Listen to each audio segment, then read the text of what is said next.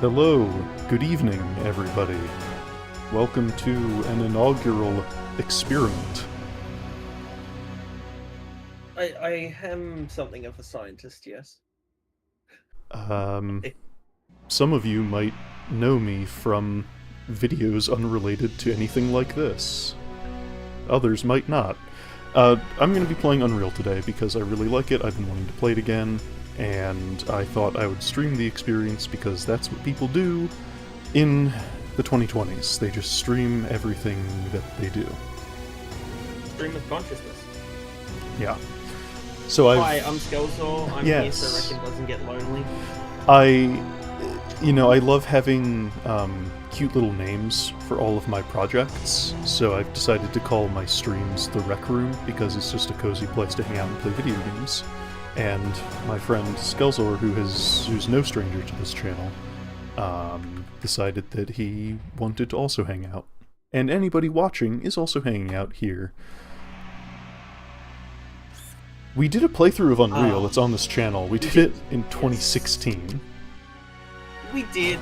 A lot of things have changed in our personal lives, public goings-on, so, a refresh wouldn't hurt. Yeah, I played that with a bad headset microphone and edited it in Windows Movie Maker. Oh, Movie Maker. Anyway, I'm going to be playing Unreal today. Unreal is a great game. I love it a lot. No mutators, though? I see that button. You could use old weapon sounds. This Unreal HUD scaling is depreciated because the current old Unreal patch just natively supports it. And if we wanted to play Return to Na Pali in co-op, we could. Well, at least there's that. Anyway, I'm going to be playing on hard because I think it is more interesting. I've been informed it's not for the faint of heart. It's not. I don't. What the hell is Ultra Unreal then? Bad for you. What's the description on it? Does it change or? It says holy shit. That's good. And it turns purple. Yeah, it warns you. It's warning coloration. Hardcore gamers. We are not hardcore gamers here. Don't call me that. Pretty sure that's a slur. Yeah, these are the 4 original difficulties. Extreme, Nightmare, and Ultra Unreal, I believe, are because of old Unreal. Anyway, I'm just playing on hard because it is interesting.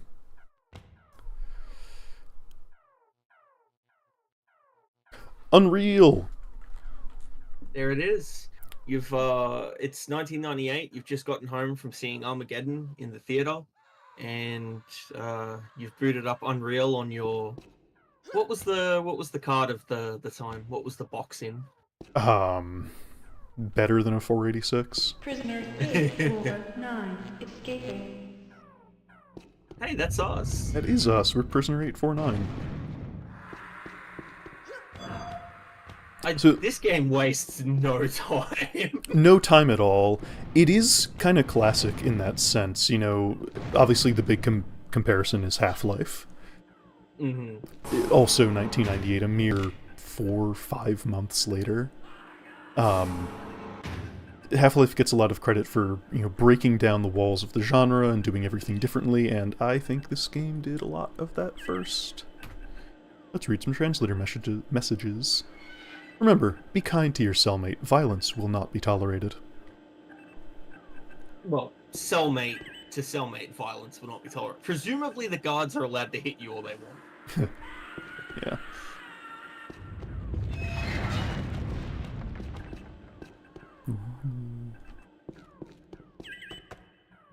Oh, flickering light warning, I suppose. Yeah, in these early areas, definitely. So, if you haven't been looking at the stream yet, don't. Oh. Prisoners 470 escaping. And that's... I do think... Yeah. I love that detail so much. You are not... You're playing one particular character, but you are not the only one doing this. Much like Dark Souls, this game pulls one of the most classic storytelling tricks of having events happen when you're not around to see them. So technically there's whole stories happening simultaneously, but because you're not there, you don't see them play out in real time. You just find the detritus.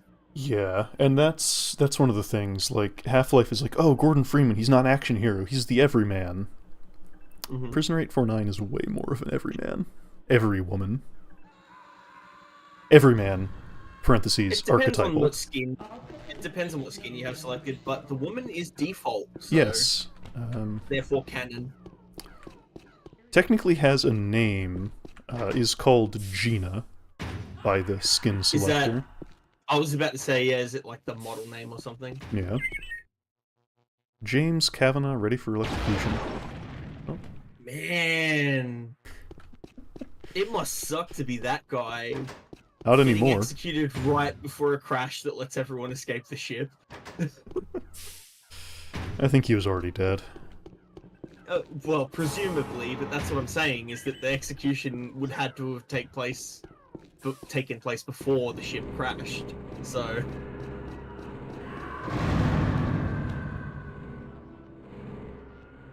Do you know that that silhouette is deliberate? Oh yeah, it absolutely is. Okay. Because it could also just be like a model that is being loaded in, but... It's supposed to run away. I think that trigger has been broken over the years, unfortunately. I could believe that.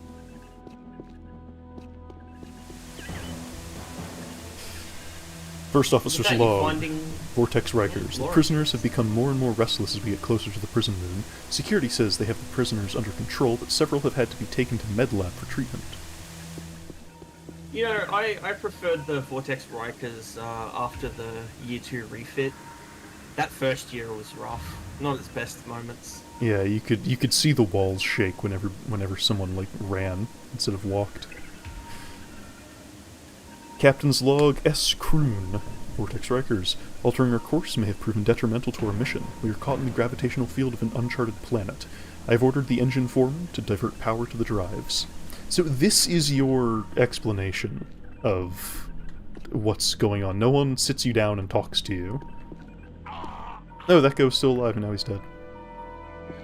Damn, we were too late. Navigator's Log. Vortex Rikers. We are en route to the prison moon. Long-range sensors are detecting uncharted magnetic masses in Gamma Sector 83H. The captain has ordered a change in course. And this is just like... This much for 1998 was still more than you'd expect. That's not a dissimilar layout from the Enterprise's bridge, by the way. No. What? Why is this floor so... Who? What overambitious janitor overwaxed this floor?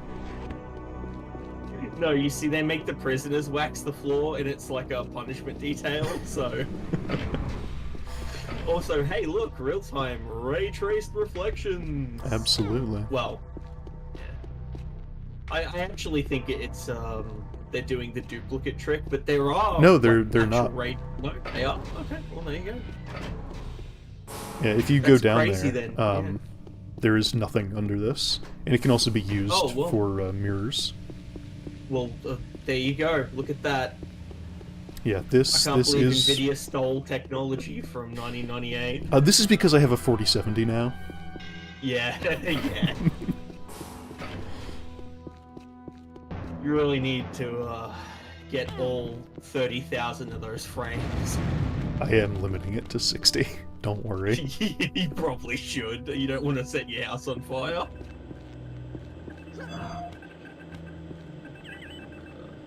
Chief Medical Officer's log. Prison Vessel 254 Vortex Rikers. The constant fighting between prisoners seems to be getting worse. At this rate, I will be out of supplies long before we reach the prison moon. Damn it, Captain. I'm a doctor, not a logistician. This prisoner's only a leg. What's he supposed to do with only a leg? I'm sorry. You'll never be a typist again. I'm sorry. He'll never be a bodybuilder again. Wait, hold on. Oh, can't go back. Just remember what was back there, and then think of Batman Begins. What's the use of all those bloody push-ups if you can't lift a beam? Yeah. Also, ooh, real-time lighting affected by geometry. It is cool lighting. It isn't is. It is. I don't know how much of this you really would have been able to see on launch in '98. Most of it. Most of it, yeah. I mean, right. Lower res and on a CRT. I played this game on a dinky old family computer. I don't even know what hardware was in it. You know, those beige towers that you just inherit from a family member. Oh yeah.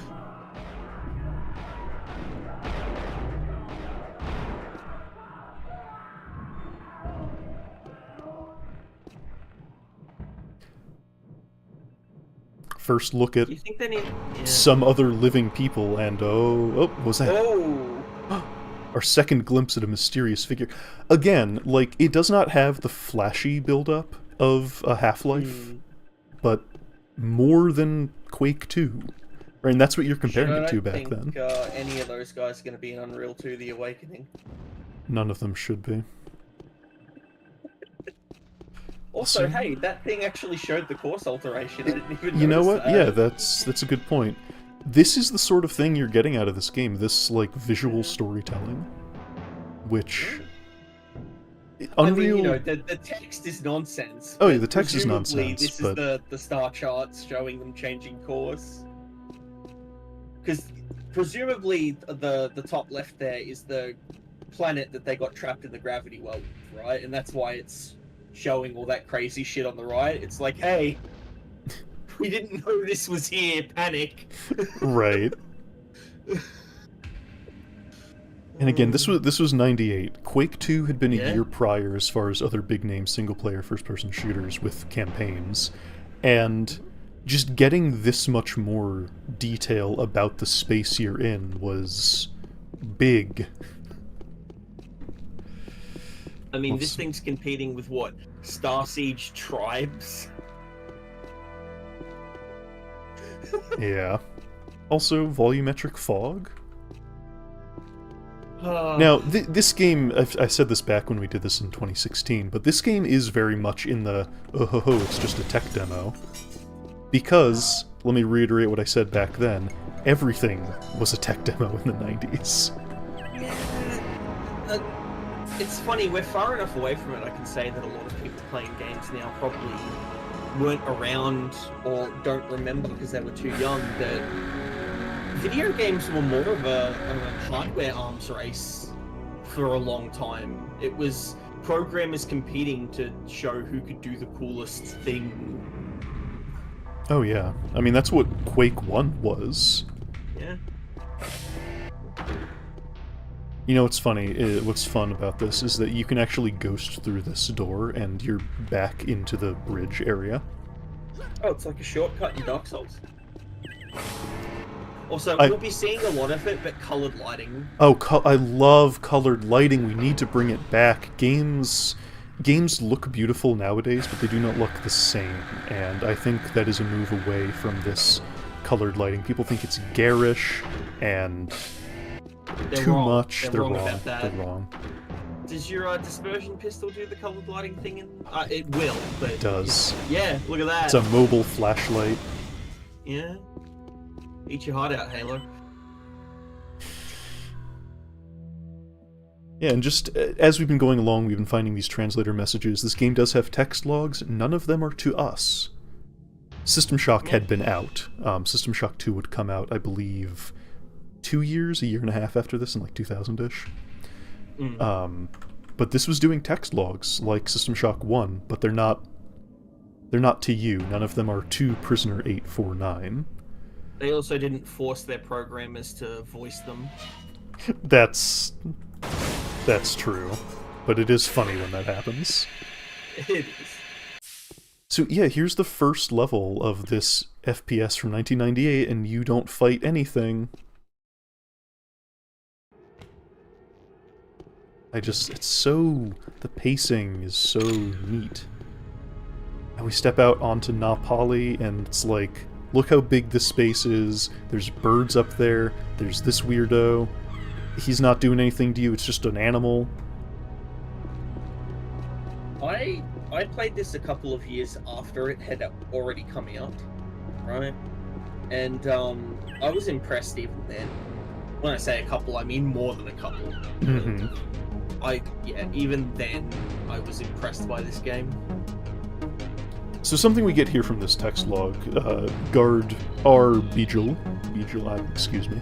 The situation is critical. Last night, large, extremely powerful alien forces penetrated our camp, fired small missiles from hand launchers. We lost 5 men. So what we're seeing here is that this did not just happen. So we're late to the party. And You're unconscious. yeah, that's such a great little thing of, like, it allows this world to be established before you, even more than we'll see immediately. Cook J. Strang, no reply to distress signal. Vortex Riker's hull is too unstable to be used as shelter. We found an abandoned house to use as our base camp. Maybe the native population can help us. And... a little stuff. Well, I mean, they build houses, so... N. Voss, contact with members of the ISV Kran, presumed lost in this area 3 months ago. They've seen a Scar vessel in operation. We may need to gain control of it to escape this system. So we're coming into a universe where aliens are extant. And there's some here. We invaded this house. It's fine. Will you really call it an invasion if, like, everyone who lives there is dead? Look, fish! My goodness. Swimming! Fish AI! See, that's mind-blowing. It would not be until Call of Duty Ghosts that anybody attempted fish AI again. We talked about that last time. Yeah. Who out there remembers that baffling marketing It wasn't campaign? contemporary when we talked about it last time. So for those who don't remember, because it was such a non-issue, Call of Duty Ghosts from, what, 2014? 2009? I don't even know. Something like that. Put out a big, like, tech demo reel as a trailer, basically. And one of the things they focused on was, like, we got schools of fish to run away from you. Sophisticated fish AI. No one's ever attempted this in a game before. It's just like... Yeah, it was okay. 2013. And it was deeply, deeply hilarious because Ghosts was just the exact same revision of the engine as Modern Warfare 3. Okay, I'm glad... Yeah. I'm glad people do still remember that. Yeah, okay, good. That and Call of Duty dog technology. Dog. I hope that dog got paid well in, like, you know, milk really bones. do hope so. Yeah. So I love this space so much because it's just so indicative of how Unreal is going to function. because Unreal is a linear game. There's no, like, open world or anything. You cannot go herring off in one direction over another. But this area in particular, it's like, everything down there, you don't have to go down there. Nothing game relevant is down here. But you can go down there if you're interested, if you want to see more of the world. And I love that. Also, we get this weird structure that we'll visit in 10 hours. It's just putting it in our head. It's funny because they made a big deal about doing that with the Citadel in Half-Life 2. And this game had already done that in '98 while Half-Life was doing its thing. Mm-hmm. So... some sort of delicacy. Too bad we are uninjured. I have no damn luck. First I'm locked up for 2 years for a murder I didn't commit, then on my way to yet another prison colony, we crash on this godforsaken ball of rock. This sucks! Girl, there's your same. 90s writing. Yeah. Also, we can break some crates. Why are there human bullets in this alien crate? Clearly this game is bad at world building. I'm more interested in why the bandages come through the body. Oh, God. Oh, it did say that there were things with hand launchers. Also, check it out, dynamic music. The peaceful soundscapes of the Na Pali wilderness have been replaced with pumpin' techno. Yeah, that's not a script trigger. The game just figures out you're in combat and starts doing that. It's great. Unfortunately, the like aggro range that triggers that is a little too big, so you do have to kind of go ahead to the third guy that's up here in order to turn it off. I mean, the tracks are an absolute banger. All the music in this game is. I love the music in this game.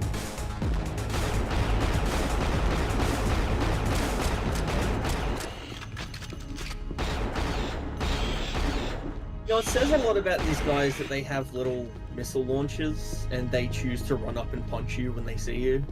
Yeah. And then, yeah, look. The music is back to the nice, peaceful, chill track. Oh, yeah, you mentioned this. Yeah? Diegetic health pickups. Hooray! I'm sure that won't give you food poisoning. I was attacked by a flying beast. It uses its tail as a weapon. They've been making that mistake since the 90s, everybody. I was able to kill it, but not without taking a beating. I discovered the orange berries have a healing effect on me. I feel strong enough to proceed. Thank you! PV Heal, who is obviously writing a tooltip for a video game. Here's a pro tip for all you amateur survivalists out there. If you eat a wild plant and you don't know what it is and you start feeling amazing, it's probably because you're about to die. Just, you know. Hey, a flare. I'll have to use a flare at some point. So you will have to, yes. Yeah, this is what I was talking about. Like, this is the end of the level. If I go through that door, the level ends. I've not covered half the level. Yeah, there's still plenty of little places to go see. So there's a place over. Let's go over here. I think I'm doing the exact same thing I did last time we played this. Pretty much, but, you know, this is the high definition 4K remaster, right? Yeah. I can't wait to make the same exact points 9 years later. Oh yeah, yes. But more concise. More concise. Yeah. Something I do have to watch out for, the crosshair did not survive the transition to widescreen. So it's a little off center. To varying degrees per weapon. It's such like an old programming thing that is like a problem that we don't have anymore. Yeah. Ooh. I guarantee you it's because they set where the crosshair would be on the screen by just like entering like a formula value. Maybe. It's not based on your like the center of your screen, it's based on the resolution or something. See, the music, there is another one of those in here. There it is. I forgot which barrel, which crate he was behind. But yeah, the music, like, appropriately cuts out. Oh, you're so much cooler when you use it like that. Alt fires, baby. Yeah, you got full auto and fuller auto, kinda, a little bit. I've always hated the noise those things make, by the way. It's unsettling at best. But yeah, now we're up here. We go chow down on some fruit. Delicious anabolic fruit. Yeah, so the automag here, it's like the pistol from Duke Nukem 3D. It will reload after a number of shots, but there is no manual reloading. It's the only one that does it. So yeah, it just does that. I'm sure it's one of those things where they probably toyed with the idea of all of the weapons reloading, and they got as far as having the automag do it and have animations, and then someone was like, "Yeah, but that's dumb." But that's one of the that's one of the ways that Unreal is kind of, as much as I'll say like it broke a lot of ground. It is also kind of a hybrid of where video games would end up, where shooters would end up going, and like your Dooms and your Quakes, because it doesn't have reloading, but there are no key cards. It's a wide open map that tries to have a lot of detail and building a world, but you're still just playing some random a-hole. It's Unreal is like smack dab in the middle of the transitional period between video games being a passion project by some programmers and video games being a commercial product that we sell, and we like gain shares from investors and so on. However that works. Yeah. Because this is very much a fantastic video game, and you can tell that the people making it put a lot of care into it. But it was also Epic Mega Games being like, hey, look, we made this engine ourselves, and we will license it to you. They licensed it to a lot of people. They sure did. Was Alice one of those? I'm gonna look this up. Alice was a Quake 1 Quake? engine, I believe, id Tech 1 or 2, whichever Doom wasn't. The reason I'm coming down here into this area, so this is where we were looking down previously. I want to come down into this house because I think this house is really important. Now, on hard mode, the Nolly in this house is dead because he was killed by these tentacles. But you can see, and well, underneath this tentacle there is a human here, and a Nolly, and their bandages, and I love this piece of world building because the Nolly tried to heal the sick alien who crash-landed next to his house. My burden does not end. More minions have been cast down by the angry gods. I'll pray for their souls, but I fear my prayers are not heard. I must travel to the Temple of Chisra to seek balance. And we get our first little look at the Nolly mythology that's going to be a big part of the overall narrative of the game. Not necessarily a story, but a narrative. And we get a flashlight. Also, just again, the attention to detail in this game. You get a little exit for the smoke in this, and if you go back out here, there's a flue for the smoke.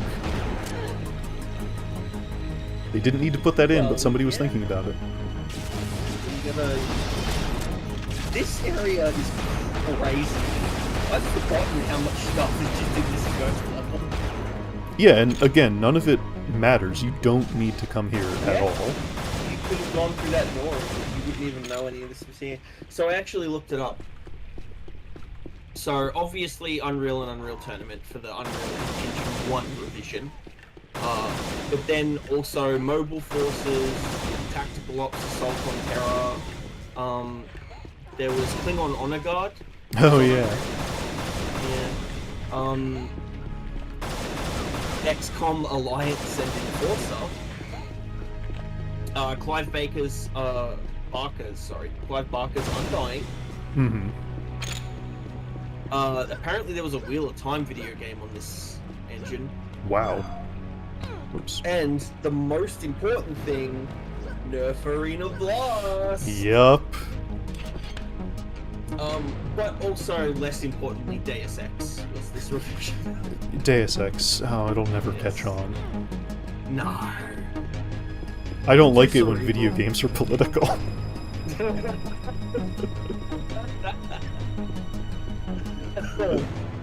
Also, the first two Harry Potter games on PC were Unreal Engine. Right, yeah. You played those recently. I did. Well, recently They isn't like are- 2 years ago. Yeah, they are interesting. Also, Rune. I've never played Rune. I don't know what Rune is. Action adventure game made by Human Head Studios? Oh man! It's the precursor to Human. Yeah. Here, this one's fun. Yes. I should have stayed with the others. I think my leg is broken in several places. My brother went looking for help 8 hours ago. So this is just a little, like, follow-up to somebody else who I don't know if I actually read the log of, but, yeah, there's somebody else you can find who's like, my brother got separated. I tried finding help, but, you know, something, something, something, etc. One last entry in Unreal Engine 1. Very famously, Duke Nukem Forever was intended to be Unreal Engine. And it started on Unreal Engine 1. Yes. And, it was not that when it finally came out. Did it start on Unreal Engine, or was that one of the first things they moved to? Like, was that the first big move? That's a good point, I'll look that up. I believe that it was a move, actually. Because then we got the E3 demo with all that. So yeah, again, all that, totally useless. You don't need to go there for any gameplay reason, but it's just neat. Yeah, it started on the Quake 2 engine, and then they moved to Unreal in '98. Presumably after Unreal came out, they all played it and were like, oh, we gotta use Hate this elevator.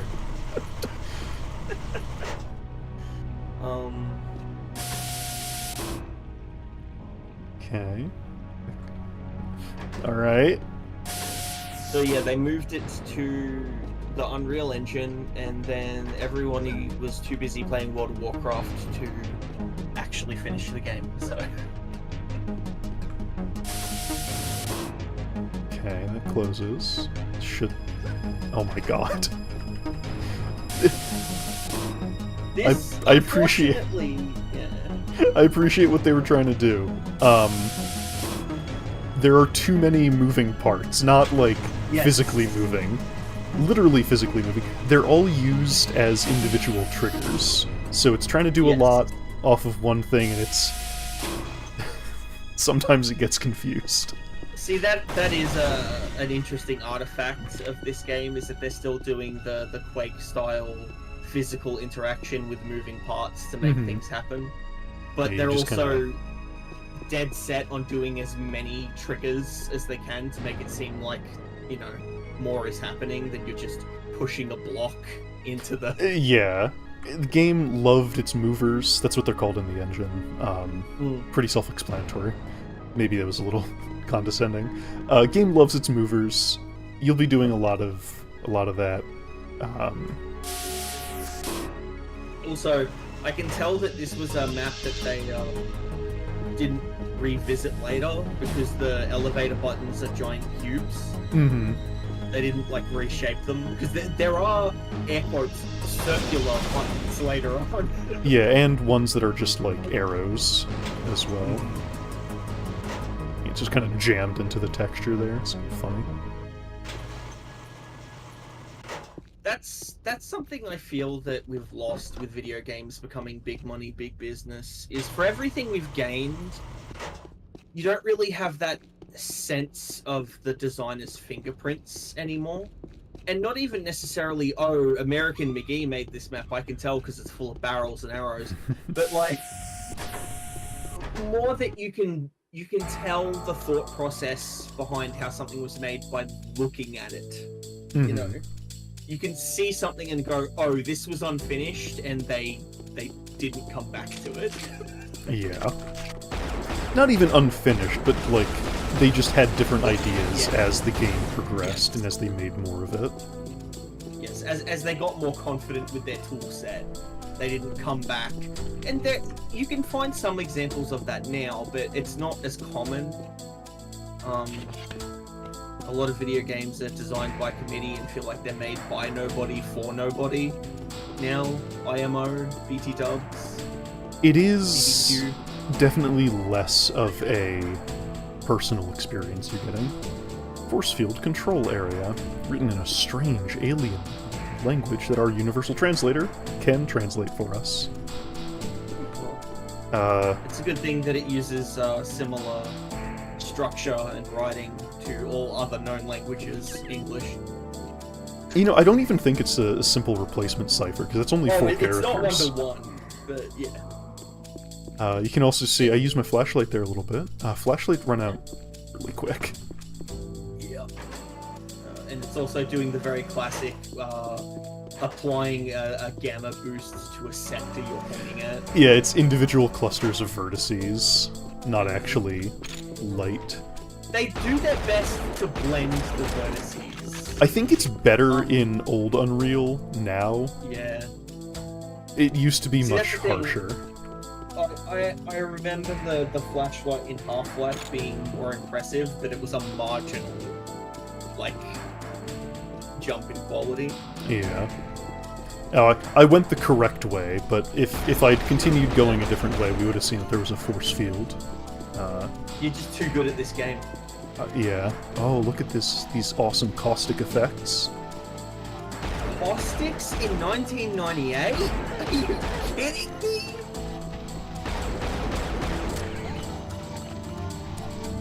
Force field power source 2 status active. Force field power source 1 status active. Alright, well let's turn them off. Okay, cool. Why is the music out? Hey, flashing light warning. Who put these here?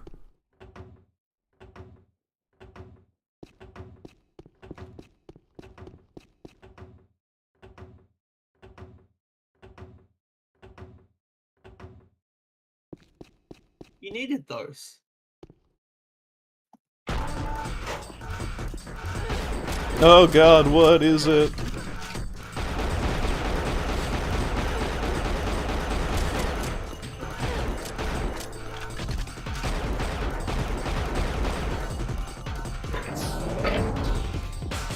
You still can't even really tell? I mean, you could do that. But it's kind of out of the spirit. Flare at him. Yeah. What a good intro. Like, it's so video gamey. Like, why was he in there? That's a monster closet in the most literal sense. But it's just, oh, it's so well done. But it's also, well, it's a very masterful understanding of player psychology, right? All of the things like the lighting shift, the build-up, the sudden music is a great way to make you panic the way your character would, right? It's putting you in the emotional state of our prisoner. Also, the way that the door with the scar in it is the one closest to where the light last was, so you're like, oh, I want to be over there because I want to follow the light. And then he's right next to you. It's so good. He's right behind me, isn't he?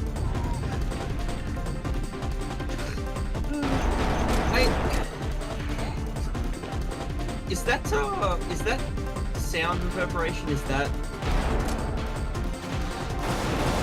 new? Old? That's old? I don't want to speak from a place of authority because I don't have any here.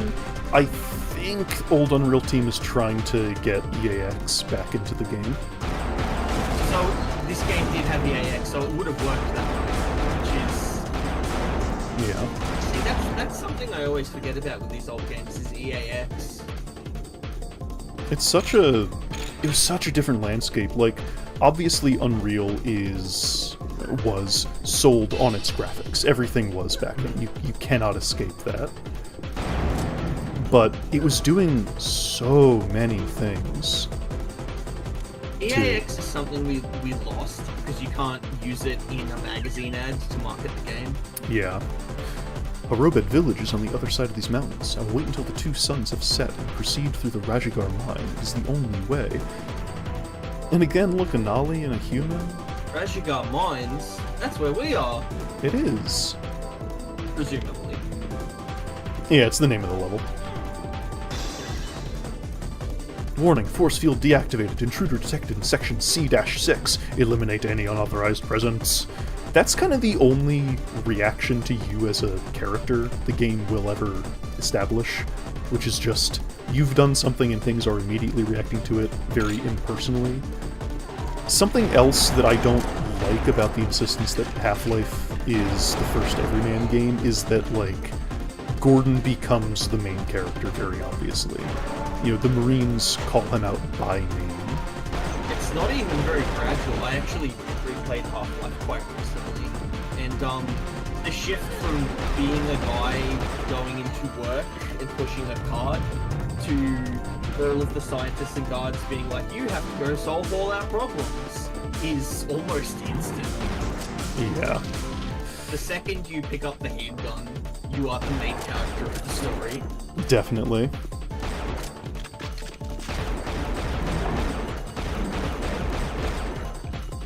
Yeah, enemies with different behaviors. You mentioned, like, he's just trying to punch me.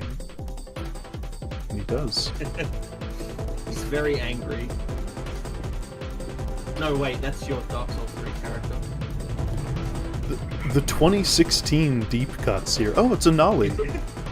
Now, where are you going?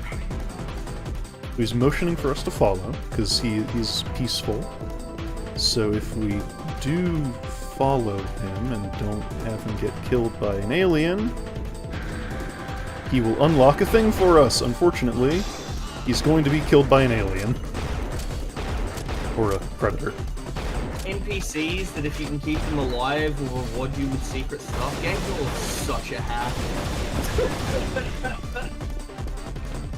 So now our second scar. Yeah, second scar. Better look at him. Yeah, better look at him. Not much we can talk about the behavior quite yet, because also the basic Scar troopers like that are,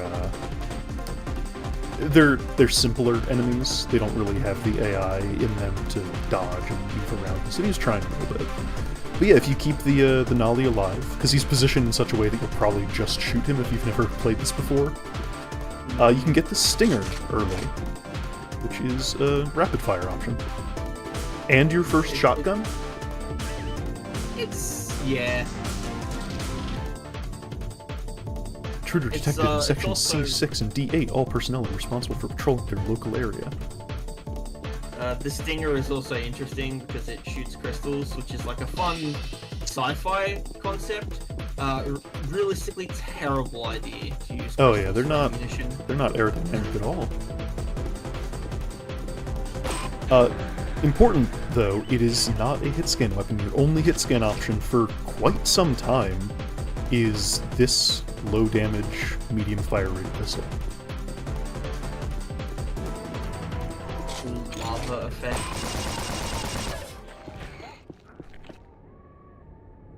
But yeah, with that ambush and with the Gnarly that's positioned so that you'll shoot him, I did want to bring up that games back now, the way they were structured, it definitely had a lot more in common with tabletop RPGs of the time, because a lot of the people making these levels were TTRPG players. So the mindset of like gaming player psychology to get the desired result is it would eventually lead into like the sort of game design stuff we know and love now, yellow paint and so on. But back now it just had its roots in a bunch of nerds playing D&D 2nd edition in their basement. So it's like, yeah, the guy who made the level, he wanted to trick you, so he put the Gnarly somewhere you'd shoot. And you know, it's funny you bring that up, because Unreal did start its life as a fantasy game. And it's hard to see a lot of, like, that now. We will see some of that later. But I think that sort of initial behavior, those concepts, really helped the world building be as good and as rich as it is. because it was already, going to be part of a genre where that was expected, and sci-fi was kind of not expected to be like that. Oh, I'm sorry, is this the campaign mode? It looks like you're just 1v1ing a dude in deathmatch. It does, doesn't it? Wow, the Scar is like dodging my projectile weapon. And I shouldn't be using it, I should be using my hit scan weapon instead, because he can't dodge it as easily. He's like leading his shots. Yeah, I actually kind of am almost dead.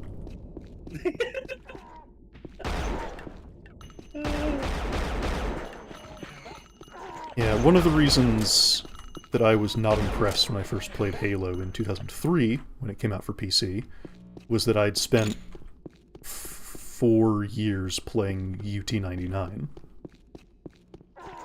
And, all of the bots were way more impressive than any of the elites in that game. Oh, crap. Well, of course they're more impressive. They had to fit all of the AI on, 200 megabytes of RAM? Oh, no! That was a pretty traumatic pirouette. It was... Well, okay, we gotta do that all again. Because I wasn't That's saving. fine, it gives us an opportunity to yap more. I tried. I never claimed to And be you good at failed. video games. The Here, lesson I'll is go never the try. the wrong way first, I guess. And then you show us the shield. Also, seeing the EAX emulation is very funny because with the new Battlefield that's coming out, Battlefield 6, they're making a big deal about sound wave propagation as like a new technology for that. Force field intact, all systems normal. We're finally catching up to 1998. Yeah, it's so weird. I have a feeling that room originally was going to have that stalactite drop on you. Oh, maybe. That will happen later. Yeah. Though, by our own hand. Oh, wow.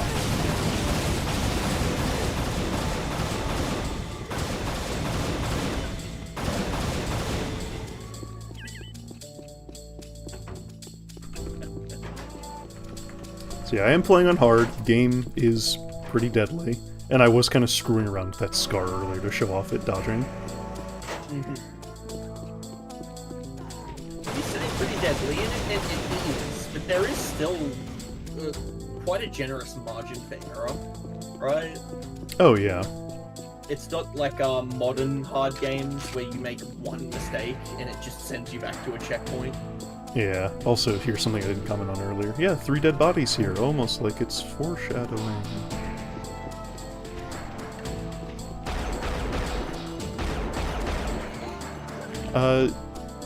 Yeah, a real, actual remaster of this game would be lovely.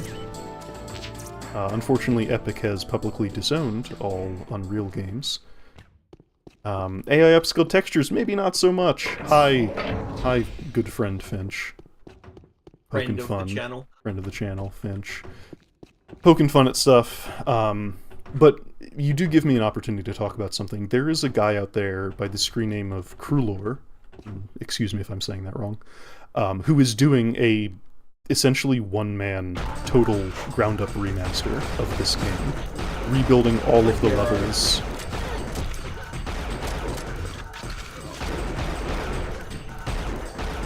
Rebuilding all the levels by hand, extending some areas, not doing like a whole remake the game from the beginning, but just like adding more detail, rebaking lighting. There are some higher resolution like skybox textures and stuff. It looks great. It's KRULL0R, if you want to look that up. It's like Unreal Redux, or I believe it's called. It looks great. Because, yeah, you could do a lot with this game, and a remaster of this game would absolutely... You could implement all kinds of new technologies that would honestly be not far off from what the game's already doing. You could remake the game in the newer engine and show off all the new technologies you have. But the thing is, you can do all of that, but even now, this game's kind of doing stuff that nobody does. Yeah. There's a lot to this game, and I think something that would be lost with a more modern remaster or just straight up remake is a lot of the weird experimentation. Like, obviously they'd keep the things it did, hopefully, but stuff like the colored lighting or just the way certain things work, I think would be kind of stepped away from. What? What?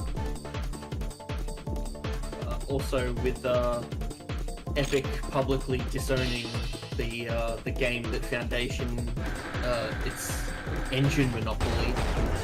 Yeah. That passes the benefit on to you, dear viewer, because that means that you can go to, is it Old Unreal? Yeah, you can just go to oldunreal.com. You can download this game for free. Epic is okay with it. They have publicly acknowledged that. They will link you to the same page on their own website, epicgames.com/Unreal Tournament. So, you can play this absolutely amazing piece of history. Yeah, I really recommend everybody play this. With the old Unreal patch that the installer automatically applies, it works just fine. Honestly, it works just fine on modern systems without the old Unreal patch. It's just not as nice. And which, it's kind of crazy that you can say that for something that came out in '98, because a lot of stuff from this era does not play nice with modern systems. Yeah, the Unreal engines have always been ridiculously future-proof. It's kind of absurd.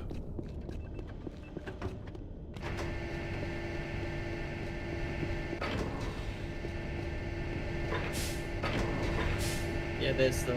We did it before, but there's your triangular-shaped buttons. They were like, wait, it doesn't have to be a cube! Yeah. Oh, also, this Scar was in a different door than last time. I think he was in a different one in the force field control area as well. Yeah, this game actually, I don't know quite how it's accomplished, but this game does mess with you on reloads by putting stuff in different places somehow. I don't know if it's just like a dice roll on the enemy's AI, so they move in a different way, or if it really does just like reposition them with different spawns. You would know, you've looked under this game's hood. A little bit. That I don't know the answer to, but yeah, so we get a shield belt there. Honestly, this game, not terribly difficult. I forget, this is a secret. I forget what actually triggers it. I just have always managed to open it somehow. But you can also get another stinger here, in case you missed the secret one. See, you don't have it for like 2 combat encounters. It's not really that backbreaking. The shield belt, in combination with your armor and your health there, game's not too difficult, but you know what is difficult? The math that it does on damage calculation. Don't ask me how shield damage calculations works. For shield belt, it's literally 100% of damage taken is absorbed by the shield belt until the shield belt runs out of health. But beyond, like, what's the difference between a flak vest and an assault vest? How much armor does the scuba gear give you? Stop asking questions. I don't know. Go on the wiki and look up the formula. I'm gonna be honest, outside of the people who put the formula on the wiki, I don't think anyone knows.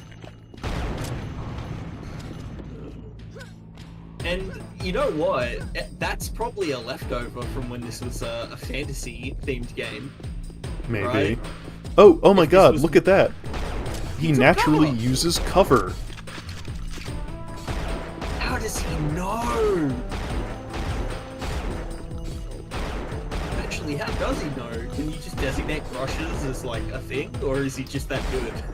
It's literally just that good. Like, when you're building the pathfinding meshes, because you do have to build the pathfinding meshes by hand. You place little apples, and if they're a certain distance apart, you know, the AI will go apple to apple along, you know, a band related to them, like a little network it's building.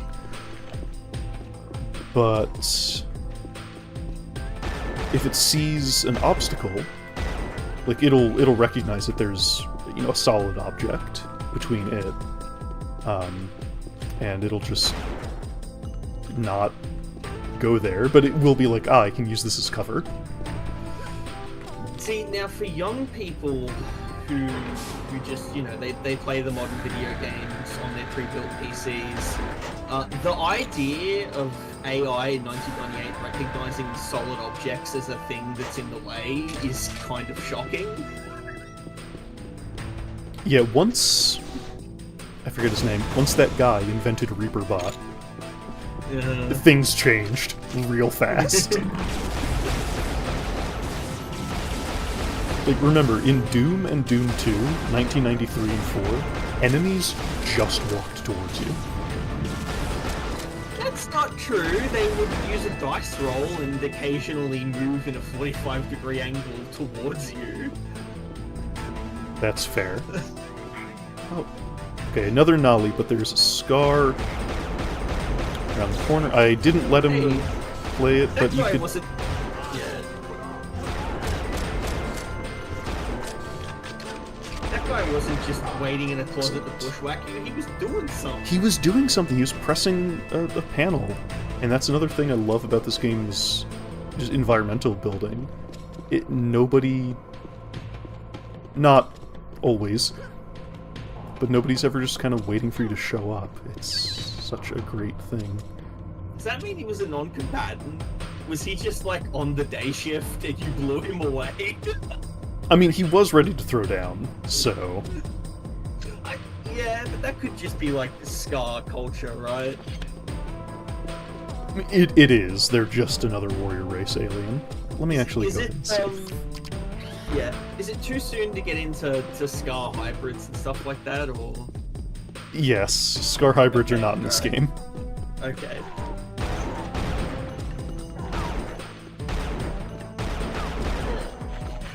Ow.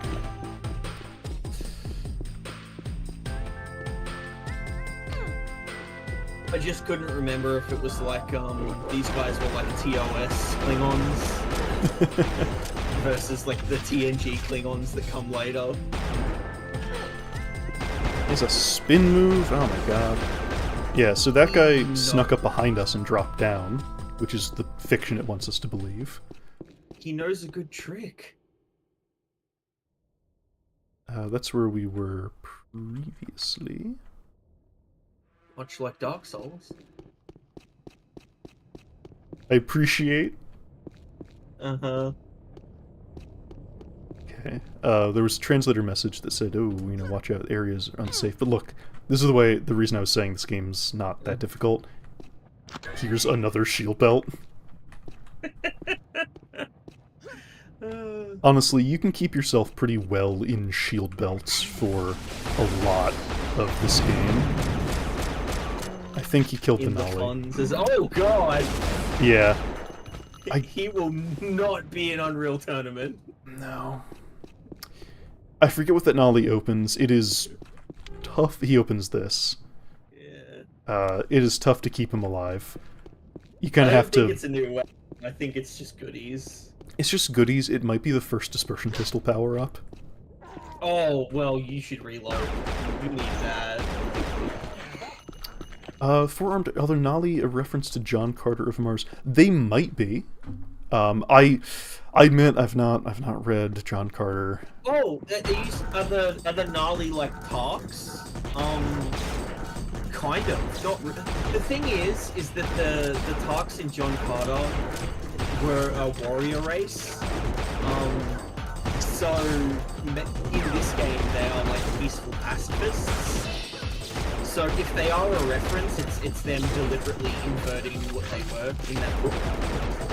Yeah, I mean, which is like really funny. It might very well be a visual reference. It's definitely a visual reference to something of which there was no visual. I don't think there are tarps on the covers of any of those books. Well, I mean, if they were described as having forearms, you know. I love how this guy has to take the elevator down. He's like, okay, I'm ready to fight you to the death, but I will not jump 5 feet. And then he does it anyway. I am actually inclined to believe that they were on that John Carter pack because tarps have tusks. And they're described as having tusks in the book. And the Scar are green and have tusks, right? So they're definitely borrowing design elements from things that they like, which is what all great artists do. Oh, yeah.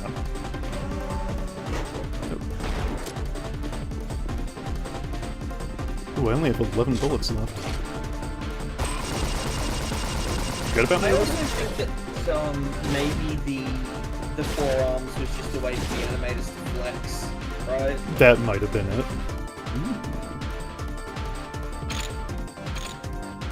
Steamy. ASMD cores for the next weapon we get. And another stinger.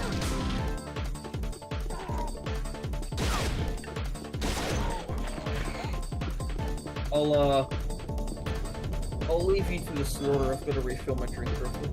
Good luck out there. I'll try not to fall in.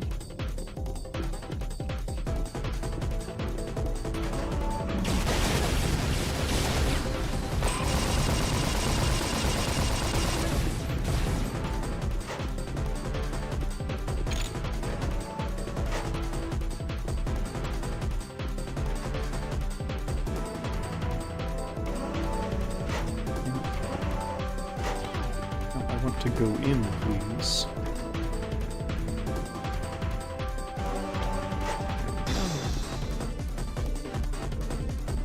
Oh, right, this is just...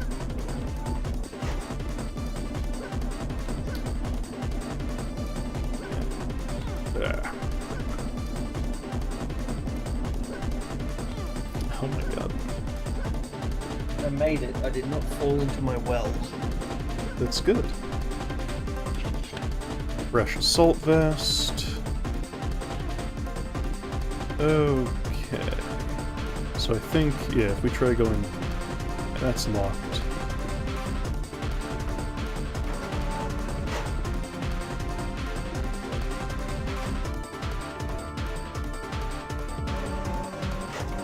Okay, I'm gonna save again because this is one of the more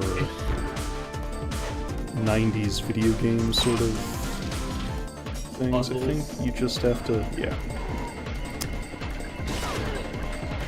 So, we're talking about, 90s video games and tabletop RPGs and adversarial game masters. This is actually a fantastic example of that. Here, these fans will, So to get out, you can just jump down, but if you're not careful, you can see it's pulling...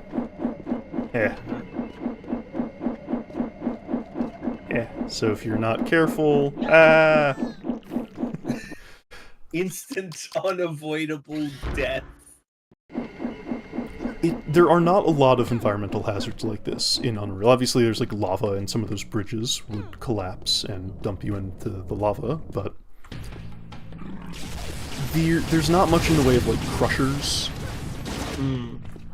or spike walls, or anything like that.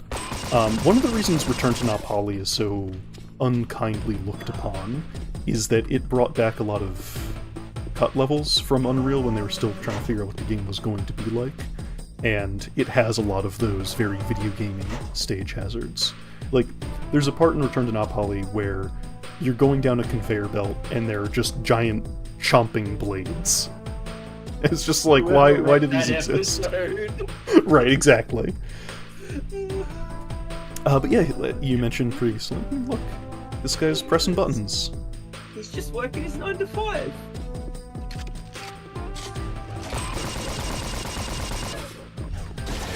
It's okay, everyone.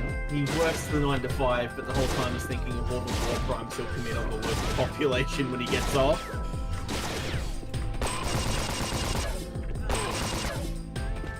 Yeah, you know, I am gonna say it, okay?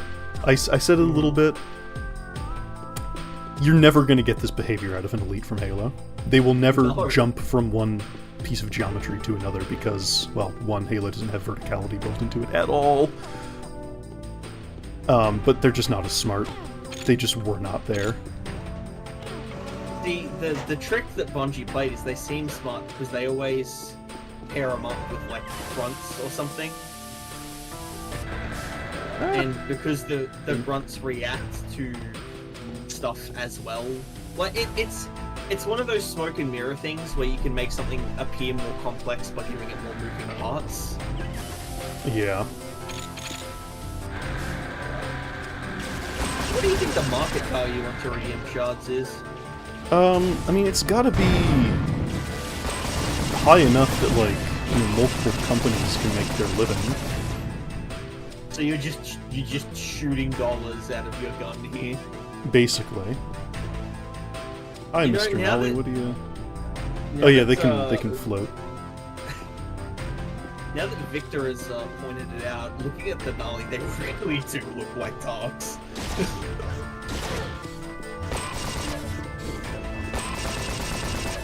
Yeah. The thing is that you can't put cool enemy AI in a screenshot, right? That's another thing. Going back to Half-Life, I swear, I like Half-Life. I think Half-Life is a fine, very good game. Half-Life's Marines are stilted and of limited scope compared to the Scar, which are much more flexible and just do more things, but people always remember the Marines because they talk, and they're presented in such a way that makes them seem more intricate and reactive than they really are. And Gabe Newell has spoken about that. This isn't conjecture. Yeah. And it's not just Gabe Newell, the very famous AI in Fear. They wrote papers on how a lot of it is just smoke and mirrors. Like the AI in Fear is still very complicated, but a lot of what makes it seem smart is just map design, really. Oh yeah. Whereas, yeah, these Scar, you can put them in anything. You can put them in a user-made level, and as long as you've done the nav mesh, they'll figure it out, man. They'll figure out how to kit you. Yeah, and that's... You're right, that's not something you can put in a magazine. You can tell people about it, but, you know, what an 800-word magazine article in the late 90s could afford to spend time on to hype up a game was not like, these enemies are gonna look at their environment and, you know, do this and that. Yeah, Robbo, we mentioned Reaper Bot earlier. Yeah. Yeah, Just changed Steve up Pohl, the whole thank you. game. Yep. Exercise caution when in the vicinity of Teridium barrels. I see that's the kind of like 90s humor that I love. Yeah.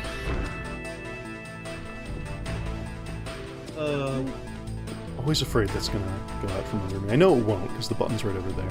Well, you're afraid of that because you played Dark Souls 2. And one. Yeah, one didn't have big metal bridges that dip you in lava for no reason. Well, not dip you in lava, but it had giant stone bridges that dump you into, you know, wheel skeletons. Yeah, that's true, yeah. This land is peaceful, its inhabitants kind.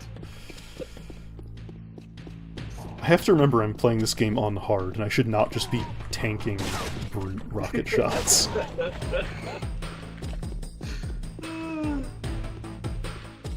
Look at that, more of that lovely volumetric fog.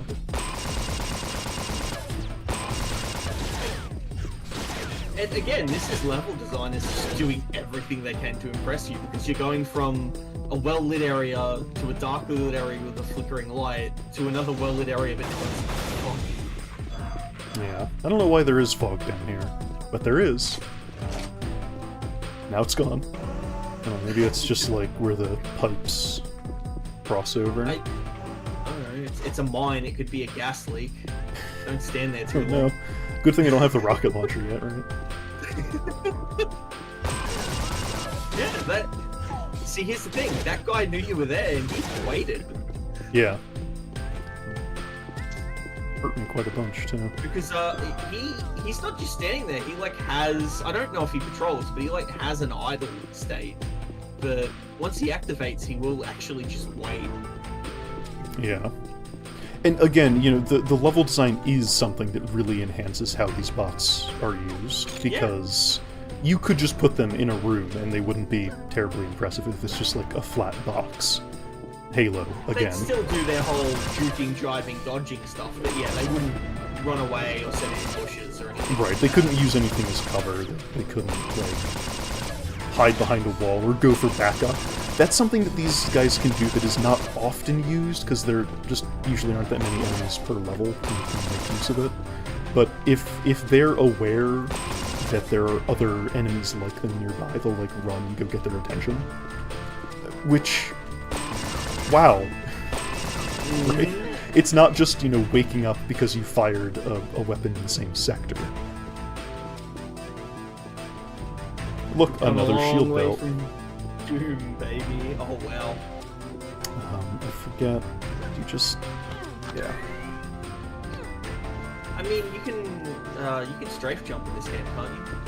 Not strafe jump. Can you? You actually are not... you don't go faster if you go diagonally. But Sorry, not you do... The one where you turn the mouse, it's like circle strafing or something like that. You jump and turn the mouse, and it extends your hang time. That one. I don't believe so. Okay. What is this thing? Rerouting... gas rerouting station status. Doors are pressurized and locked. Doors depressurized. Access permitted. I'd be nervous going into an area that requires a pressurized airlock, just saying. I'm sure it's fine. Once again, just a... it's not anything fancy. This guy is not affecting the level by pressing these buttons, it's just an idle animation, but it's that little bit extra flavor that adds.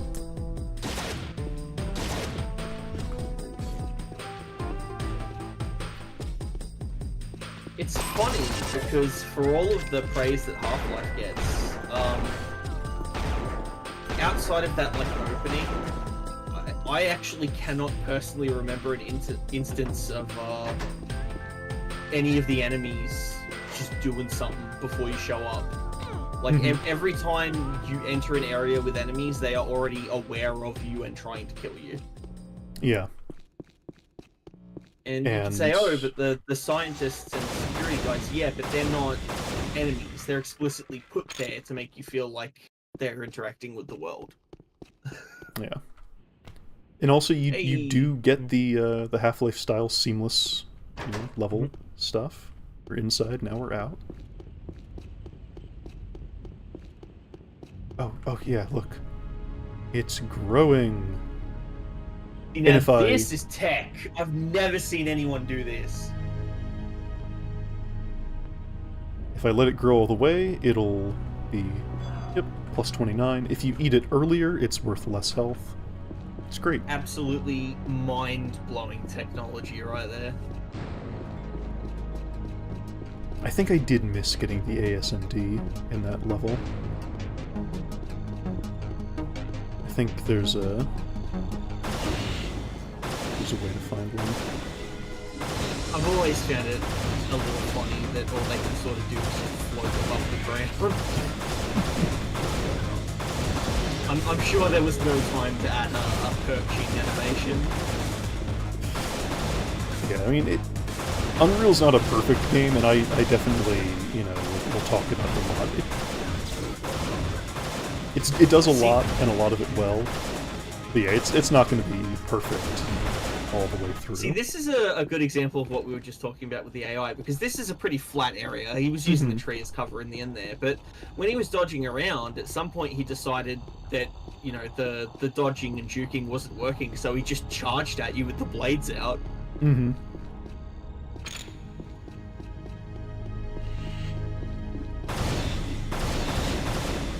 So if I remember correctly, those little rabbit things are technically enemies, right? And yes. Anything that is living is an enemy. They don't have a way to attack you. Yeah. And they do not have a way to deal damage to the player, so they don't do anything.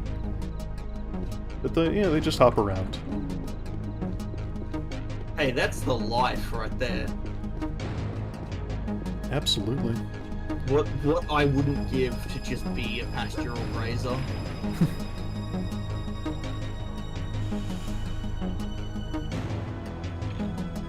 Yeah, oh funny, my goodness, a shark. A slaughterfish? I think so. No, slaughterfish is the thing from Elder Scrolls. Oh, right. Yeah. I thought you were remembering something I didn't. Music here, having shades of Deus Ex. Not the same composer, but you know, we're getting that synth, those synth notes. I mean, it was the same composer. Oh, it was? This is Alexander Brandon. Oh, it is! Okay, never mind. There you go. And Michelle Vandenbos. I'm sorry, I don't know how to say her name. If you're watching, I'm a huge fan. I don't know why you'd be watching. You have created some of the best pieces of video game music ever made, in my opinion, so... That's another thing that just lends so well to Unreal's general atmosphere. This music is so unlike what you'd expect to hear from anything else at the time. Well, that's the thing. Doom hit the market and was the big FPS that everybody loved. And it was all heavy metal, death metal, you know, rock and roll. Must have a keen eye so you may bathe in the sacred waters. You know, don't breathe in the sacred water. That will kill you. I mean, you don't know. You could have had gills.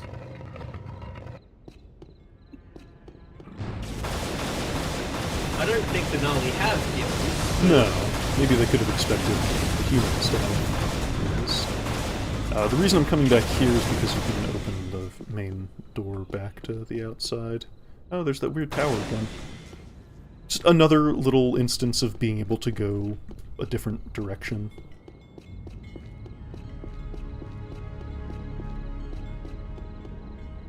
Another escapee from the Vortex Rikers. Which, something I love. I love seeing that, like... Again, this game is not about you, Prisoner 849. It's about... It's funny.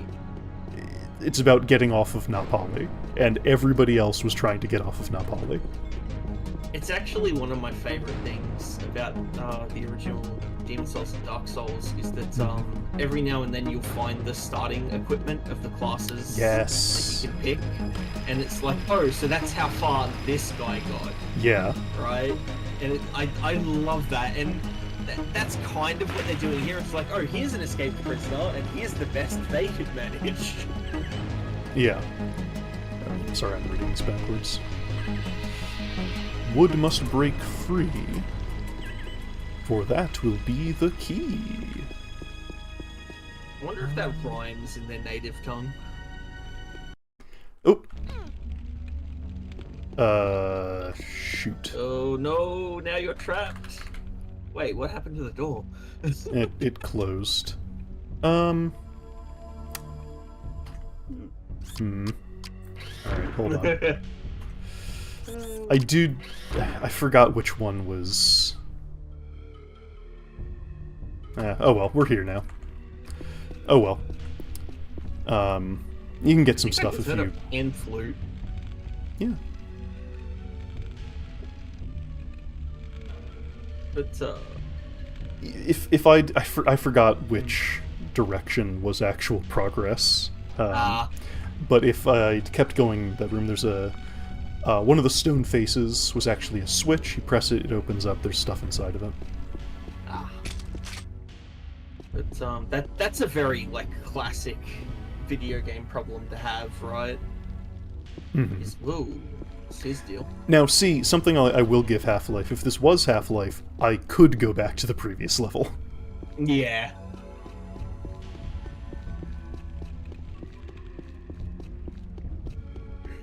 Yeah, so dead alien there. No, not an alien, actually. This is a native inhabitant of this world. So what do we do? Wood free. Oh my god. It's... I love the animation on that because they try to give it that little bit of imperfection to like fool you thinking it's wood floating to the top, and It's so it's a good. mover. Like it's Yeah. just moving geometry. Like This is just a static brush. Notice that it stops, you know, having any sort of unbalancedness as soon as I get on it. by the way, kids, this is why Half-Life 2 was impressive Oh yeah. because you had to do that by hand before.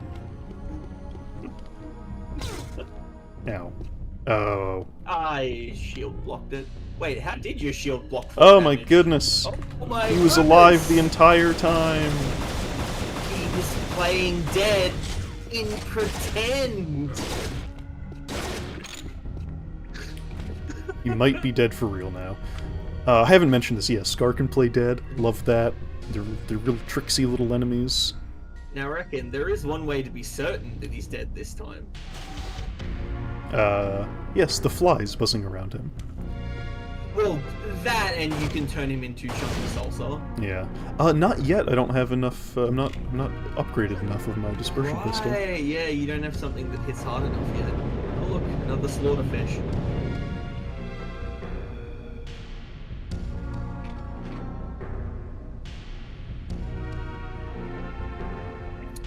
But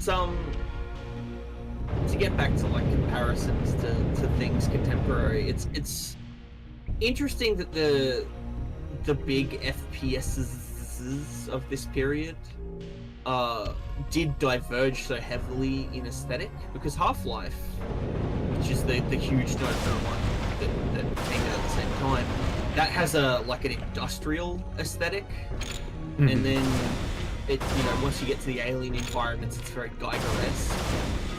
Giger-esque. Whereas here, the alien environments are like very natural, and when they are artificial, they are like, they reflect ancient architectures, right? It's very how to describe it best, but you know where I'm getting at, right? Where it's reflecting ancient cultures, right? The Nali are very like generically fantasy sci-fi primitive. So their temple's like kind of Mesoamerican inspired. We'll see later that there's some more like European castle pre-Renaissance influence as well. But then you have the Scar, and it's easy to tell whenever you're in a Scar-controlled area because everything is metal and electric and weird. But that's the thing, the artificial environments that the Scar use are very pulp science fiction, right? They're like everything in a Scar facility is screaming at you, this is a space thing, right? Yeah. And then they contrast it with this very naturalistic, classical architecture. I need to figure out what my quick save button is. We get the ASMD. It is our first good hit scan weapon. Boy, is it good. Let's...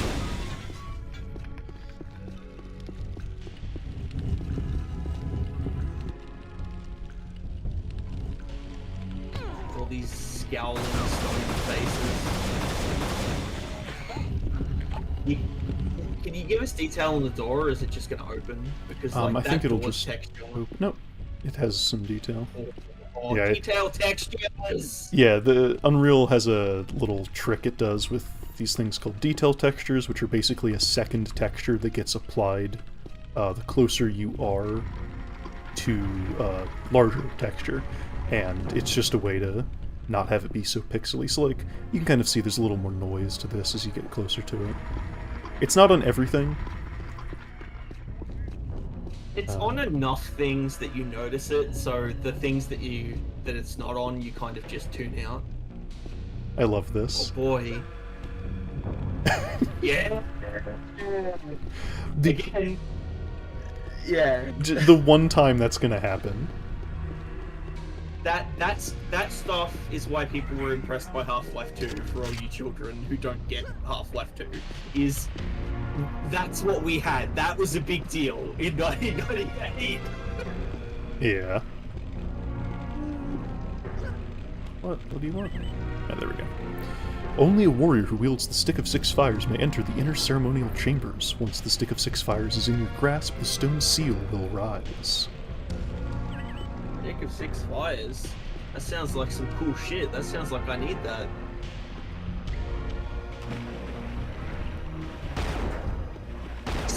That, to me, is impressive. It Is is. the animations on this guy. That's crazy. If you tried to ask, like, your riggers and animators to do something like that in the game now, they'd look at it and you would go, do we have to? Yeah, maybe I just haven't played enough more modern shooters, but, like, I don't know if there's a modern shooter that has amphibious enemies like that. The Nali water god Chizra and his holy temple have been overrun by the water serpents and the demons who came from the stars. Only the Messiah can purify the temple now. Oh, we're playing a 90s shooter. We must be the Messiah, right? Yeah, I read Dune.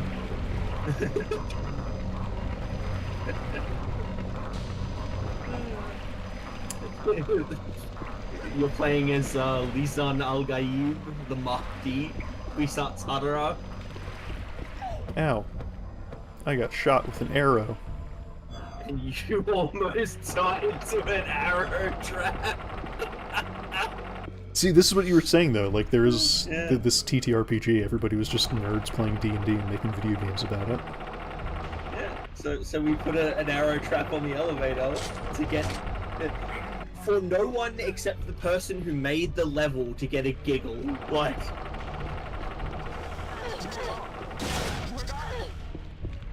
Oh, look out.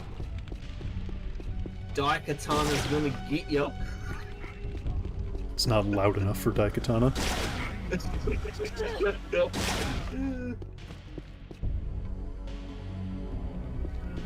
You want to show me the button that I could see anyway? These Nolly guys are really tall.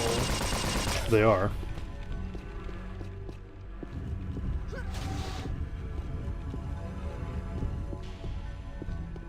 Now you got flies eating the bugs. Is that cannibalism? Look, bugs are weird, man. Also, something that might weird you kids out is seeing a dead enemy just remain on the ground. Although I think you have it set to clean them up. Well, they do get cleaned up eventually. Yeah. I believe you can, if you like fiddle with configs, you can set it so they don't. Because it's Unreal Engine, so you could just set the lifetime to Yeah, be... maybe. I haven't looked into it, honestly. Remember, kids, it's not about how much you save, it's about how much you load. That's true. Hey, we're back where we started. Shortcut? Like Dark Souls? Word?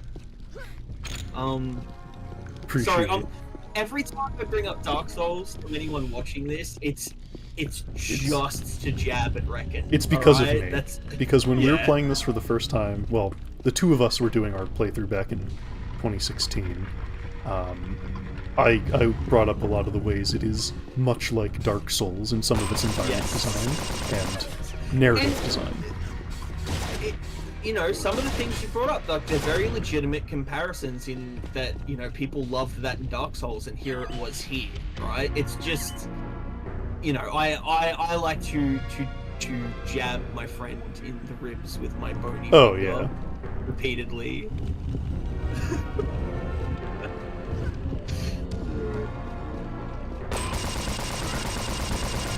You know, I just thought I'd clear the air so we don't have people going, what the hell is this guy on about with Dark?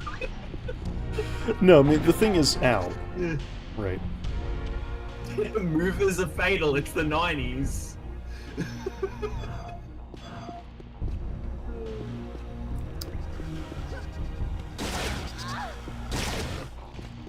The thing is, like, it's not like Dark Souls.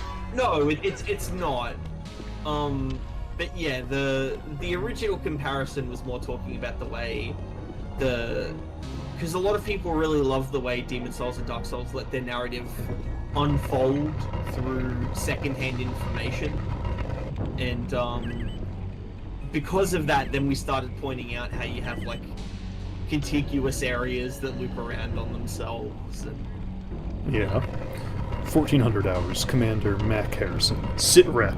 These local natives have a 6-barreled rocket launcher on an altar, but it is heavily guarded by those salamander things. The Stick of 6 Fires is what the Nali keep calling it. I'll try to sneak in tonight.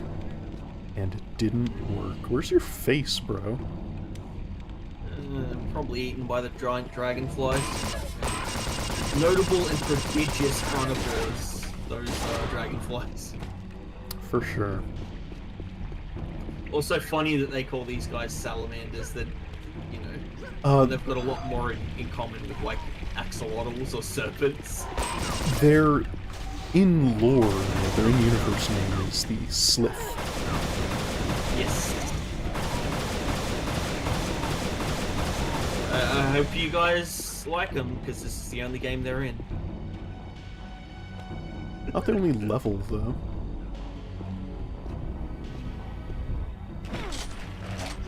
I say that. I mean, you know, they did you play Frag House Invasion? I played Frag House. They weren't in Frag House Invasion. Oh no, they weren't. Right, they were just in the regular invasion mode, though, weren't they? I actually don't think they were. Well, there you go. You showed me. Maybe it's been a long time since I've played a match of Invasion. Hey, what do you mean you're already dead? I think he is actually already dead. How the hell did that happen? Maybe. Beyond this golden door lies the holy altar of the Stick of 6 Fires. Only by touching the outset stones of the lightning fire pillars may one enter. Sure. Now It's that impressive guy that all is these- not already dead. Yeah. Oh no! Oh Oh! my god, you monster! Hitboxes. I'm sorry.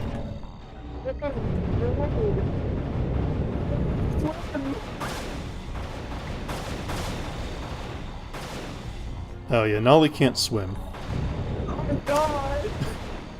I really screwed that one up. Does anyone know CPR? Victor! Call an ambulance! And flashlight.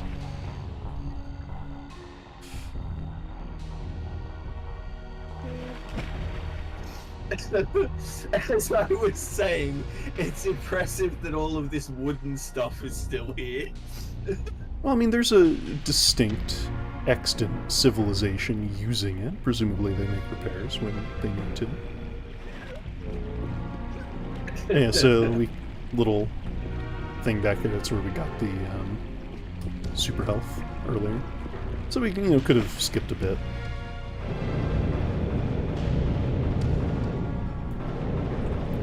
Yeah, again, Unreal linear game, very open levels regardless, so you can take a couple different routes, usually.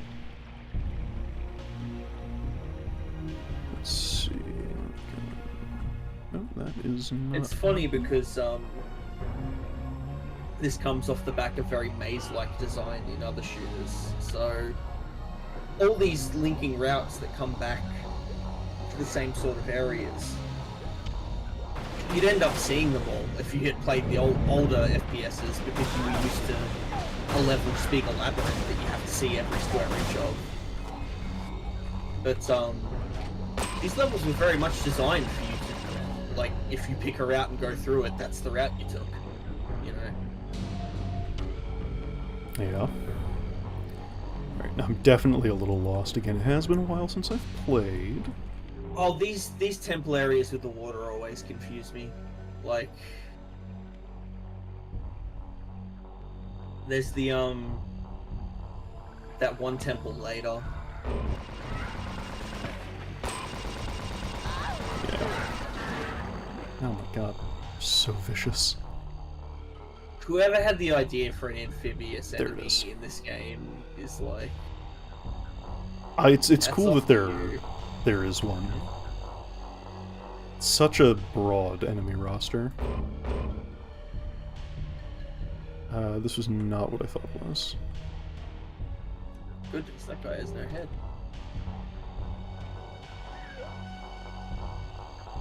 What's that up there? Yeah, it's probably nothing.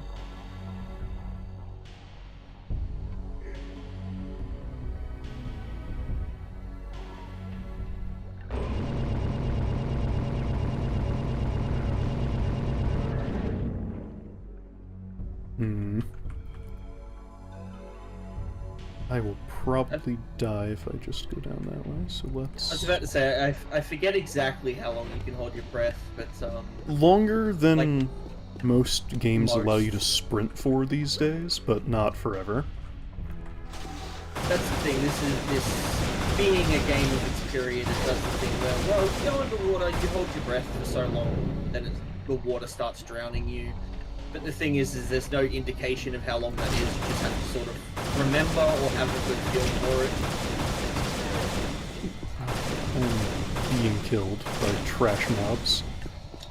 And it's unfortunately creates a problem in modern games where anytime I go underwater and there's like no oxygen meter or something like that, I will still have that moment where I'm like, okay, but am I going to start drowning anyway?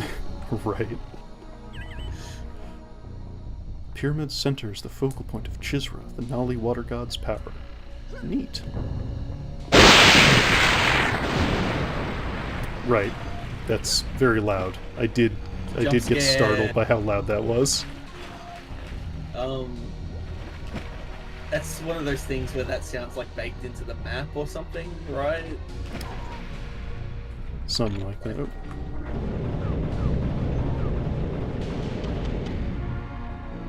Well, if any of you have fallen asleep, you're awake now. Who needs a screaming parrot? Let's try it again.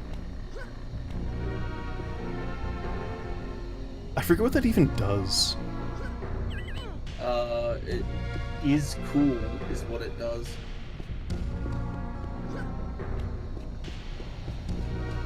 I assume that's you receiving Chisra's blessing. Maybe. Let's use the ASMD a little here. Isn't it just one of the flags you have to set to lower the stuff? Maybe. No, there's something else, because there's like touch the lightning fire pillars, which is something you have to do in the big room.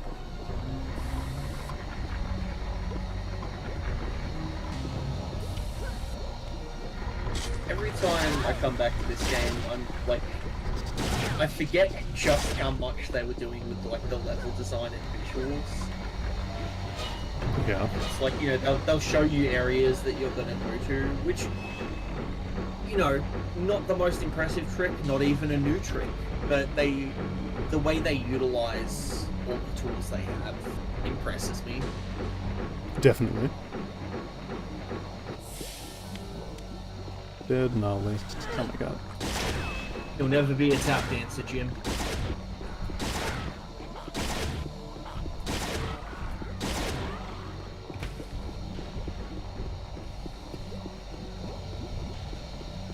Oh, what's this?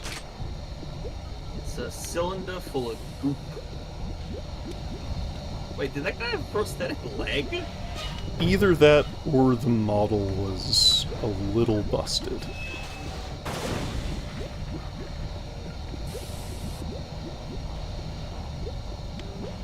Probably a scar implement.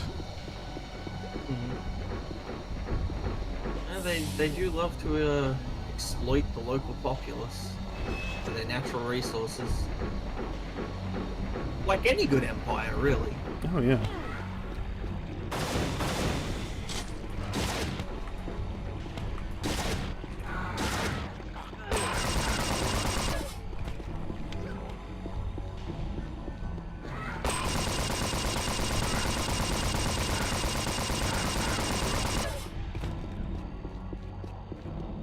Really... These guys must have insane core strength. Oh, for sure. Okay, so we're back here. We really use some health. Did I leave any lying around?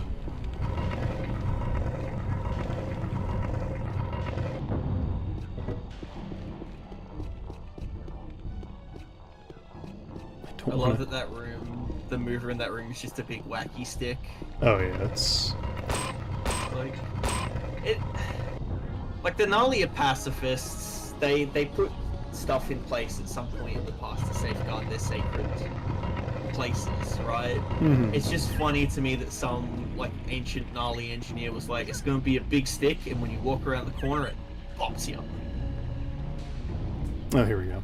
Climb the loose stones to reach the Lagoon of Lightning Fire, where the demon who came from the stars lurks, who lurks in the shadows, presumably. A fool shall surely perish. And I'm gonna be such a big fool with my 16 health. I came this way earlier. But aren't you an elite, epic, super gamer? No. Hardcore? No, right. We established that early on. No, I'm just a guy who likes playing games. Well, didn't you already do this, I think? Also, I just noticed that knife prop. Mm-hmm. I don't know if that's the only time that shows up, but they modeled a knife and they don't give you a knife. Very funny. Yeah, the knife prop is in a couple of different places. You know, Nali, despite being pacifists, they do need to cut things. Yes. Oh, hell. Well, that's the thing. A knife is actually primarily a tool. If you're using a knife as a weapon, it's because you've made very poor decisions. Speaking of making poor decisions, sure did fall down. Okay, I'm not going to go down there this time. That's what started this whole debacle. Yeah, I think I might need to take a look and see if I can adjust the sensitivity of the dodge input.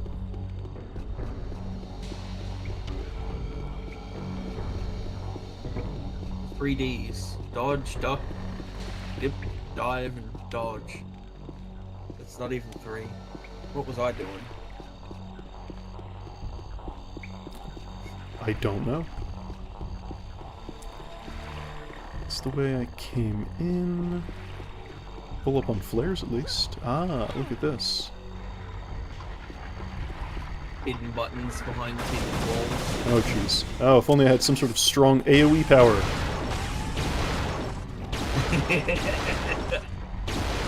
Man, you interrupted those guys' book club. I did. That was so rude. In a number of levels from now, we'll interrupt some folks just having a friendly game of dice. Stick of Six Fires can only be reached by a warrior who is bathed in the pool of thunder past the obelisk of the clouds. Have I done that yet? No. I don't know. The pyramid is the key to the Chamber of Death. Here you shall find more power for the Stick of Six Fires. Okay. I mean, there was the lightning tetrahedron you stood in. I don't know if that, like you said, I don't think that's one of the trials. So. No, that's actually just totally unrelated. Totally unrelated lightning tetrahedron. Amazing.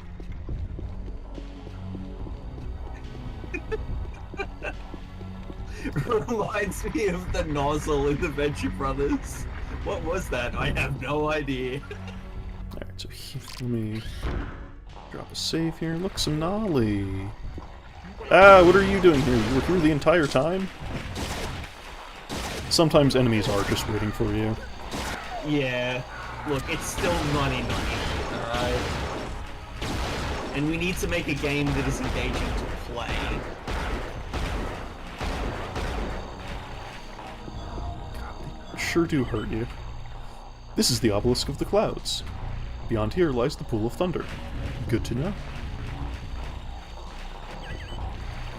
Powerful strength comes from those who let the waterfall wash over them at the Pool of Thunder. Okay. Beware those of impure motives who enter the Pool of Thunder shall face the demon from the star. Oh, beware, comma, those of impure motives who enter the demon from the stars.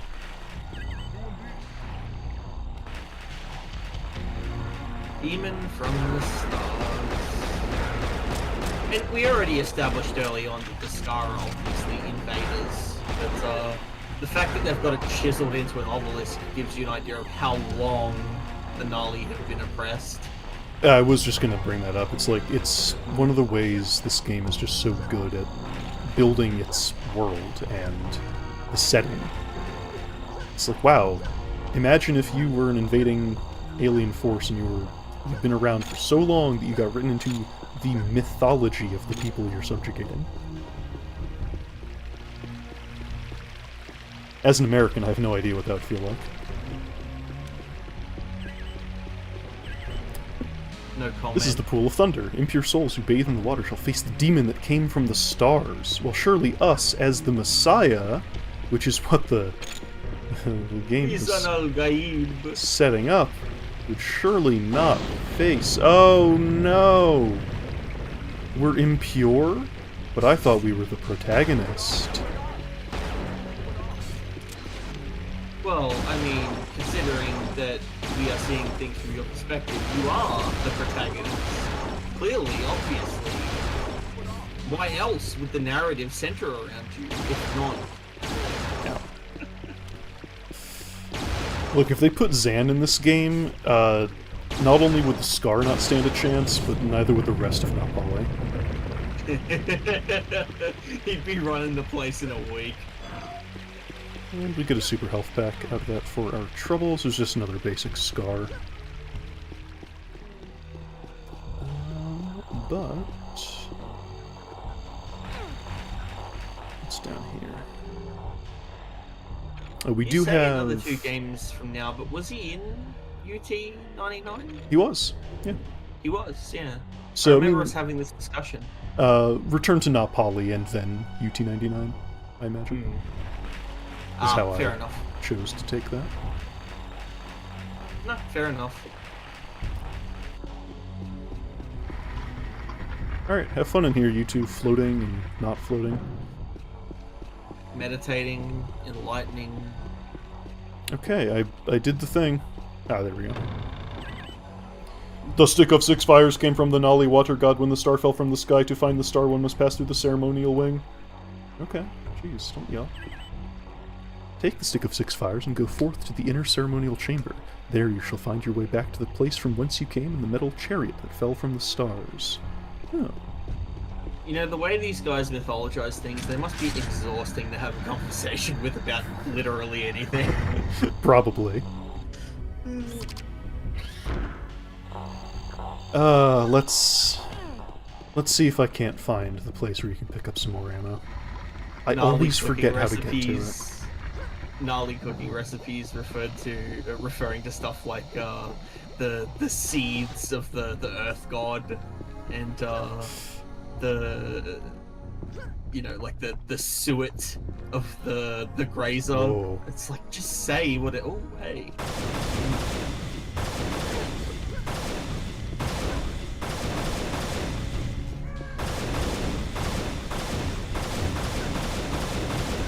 Press upon the immovable rock that which has been milled from the harvest.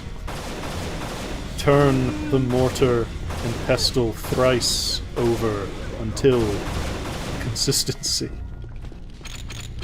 So that's where you can get some ammo. Oh no, they're being tortured. There's some metal album cover shit happening in this room. evil, in case you needed any motivation to say evil Scar.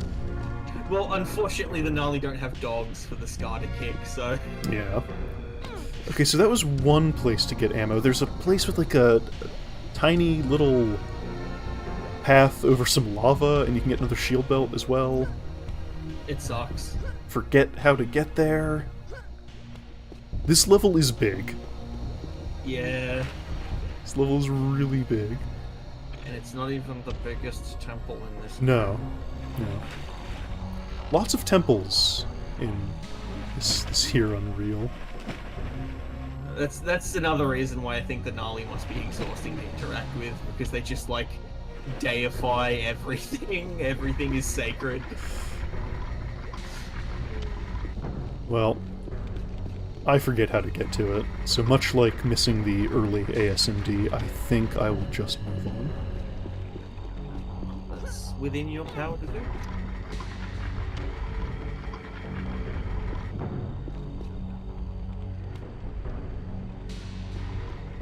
That's probably fine. Just casually having a interdimensional gateway in your temple. But no, it's the rocket launcher that you're deifying.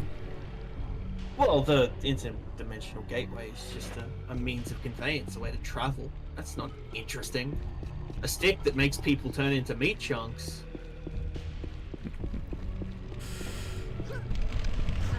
Ow. Wow, he was just waiting. Well, you can see he actually killed the Nolly that went through earlier. Yeah.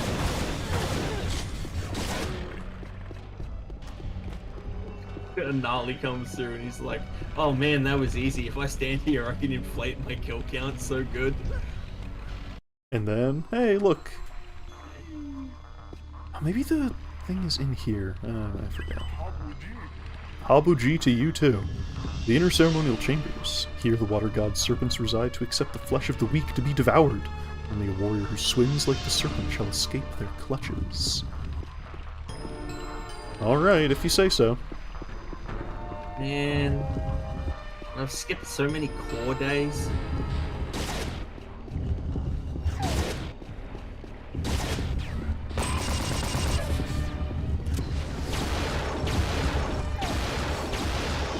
And he is on some precarious footing there, and he's still putting up a good fight. Yeah, I couldn't actually tell where he was.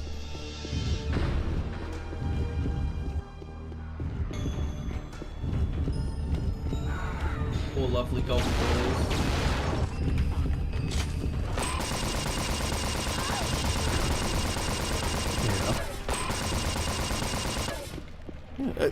I don't know, I forget offhand if these are like natives to the planet, because they are built into the mythology the same way, or if like the Scar brought them along.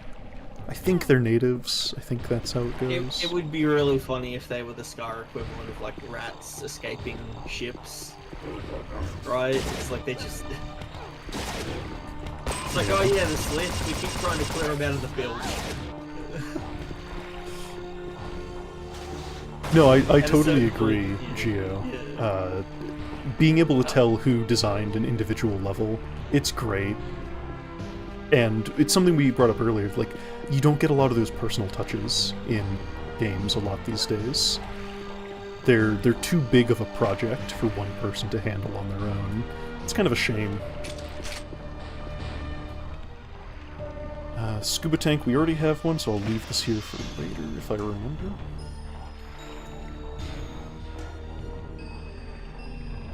Got the scuba gear.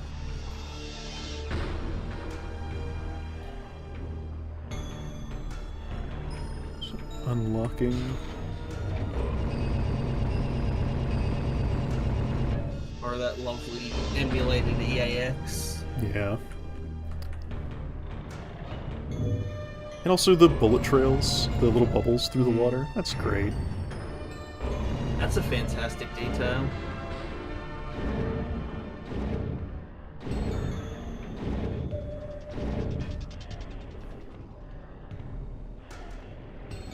It's to speak more on Gio's comment, you know, the whole personal touch versus massive designed by committee stuff is I feel that when these projects were smaller and when you did get that more personal and intimate relationship with the people making the game, it created a much more interesting back and forth between you, the person playing the game, and the designer. Yeah, there's a lot about it that was really cool like that. And you know, a lot of... You'd mentioned earlier, like, being able to pick out an American McGee level in Doom 2 or Quake. And that's, you know, that's cool, being able to be like, oh, you know, this has a McGee feel to it. But, I'm also talking more about, like, you can... you know, with the TTRPG influences, like when a trap goes off, you can feel that sort of like the designer doing the finger guns going, I gotcha, I gotcha. Yeah. You know? And that's the kind of stuff I really love. Because some of the hardest belly laughs I've ever had were like being killed instantly by something in a game and just being like, oh, you sadistic bastard who built this level, you know? Mm-hmm.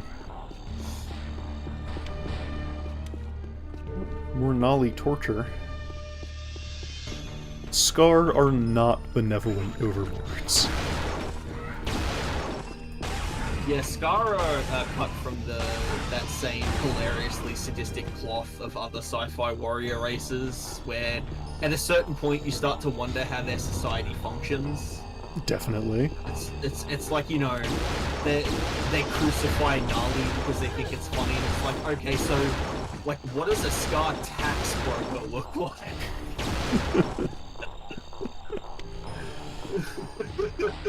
If his stapler malfunctions, does he like string it up on a post as an example to the other officer?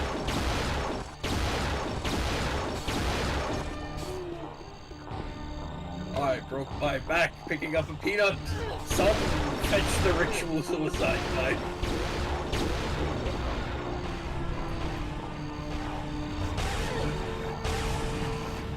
Okay, I need this health fruit. That's also a really good example of like the difficulty design in that you're playing on hard and you really, without forcing you to like, you know, scrape your nose against every corner and gutter, you really do have to sort of look for every resource you can. Mm-hmm. It's a nice middle ground between feeling like you're scrabbling for resources and feeling like you're combing over every pixel of a map. Yeah, it's like I said when we started, I wanted to play on hard because I just think it's more interesting. You know, the AI is better, the challenge of keeping the resources intact. It definitely strikes a much better balance than some other stuff. I think that's the biggest sort of thing I would want to look for when thinking about video game difficulty, which is always a hairy topic to discuss, especially talking about things like Dark Souls. It's one of those things where it's also subjective, because some people are better at video games than others. Some people are more... Some people are much better at video games than others. And some are much worse. Some people are better at platforming, some people are better at precision shooting, right? It is a very loaded topic, but that's just because, you know, a lot of people don't want to agree that it's subjective, you know? Mm-hmm. And that's why I like Unreal, and, you know, the Unreal Tournament games, because the higher you get in difficulty, the more things enemies can do to you. It's not just an increase in damage and reaction time. It's very rarely an increase in damage, actually. Unreal does not tend to pull that trick.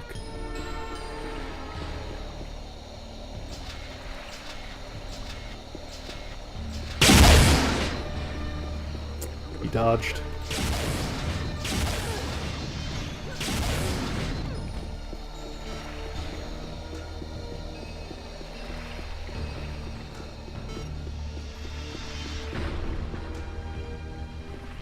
Fish. Habuji to you too. I do want to know why they decided to build all these platforms between these giant rocks. Oh yeah, Zan in UT 2004 is just mean. I don't know if he's better or worse than in 99, when playing the championship match, you had to be better at learning item timings than him. Because he would get that invisibility every single second it was up. Dead on the money.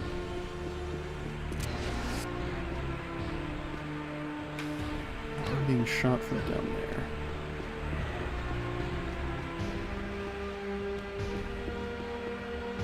that is a nollie. Sorry, I just had to sort something out. Oh, you're fine, you're fine.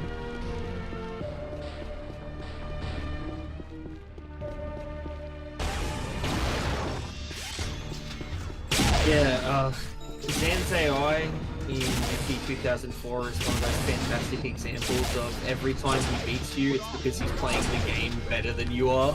Absolutely. Man, you want to talk about the Scar just being assholes? He went out of his way to stop fighting me to kill this Nolly. If I'm dying, I'm taking something with me. Yeah, that's what I was saying. I wasn't sure if it's better or worse, because, like, 99, he will always have the shield belt and the invisibility, unless you are better at item timings than him. And in 2004, he's smarter about, like, movement and stuff, but at least he can't do that. Let's take a little... more lovely pseudo-physics. Look, what other game would let you just float down a river after a combat encounter? Yeah, see, they have it sort of like turn and drift. You do this again later, and it's a little fancier there, but I just do like it here. So the UTs, they have like a ladder mode. Yeah, it's... I wouldn't necessarily call it a campaign, but it's something that you progress through. 2K4 had the whole team tournament management thing that was really cool.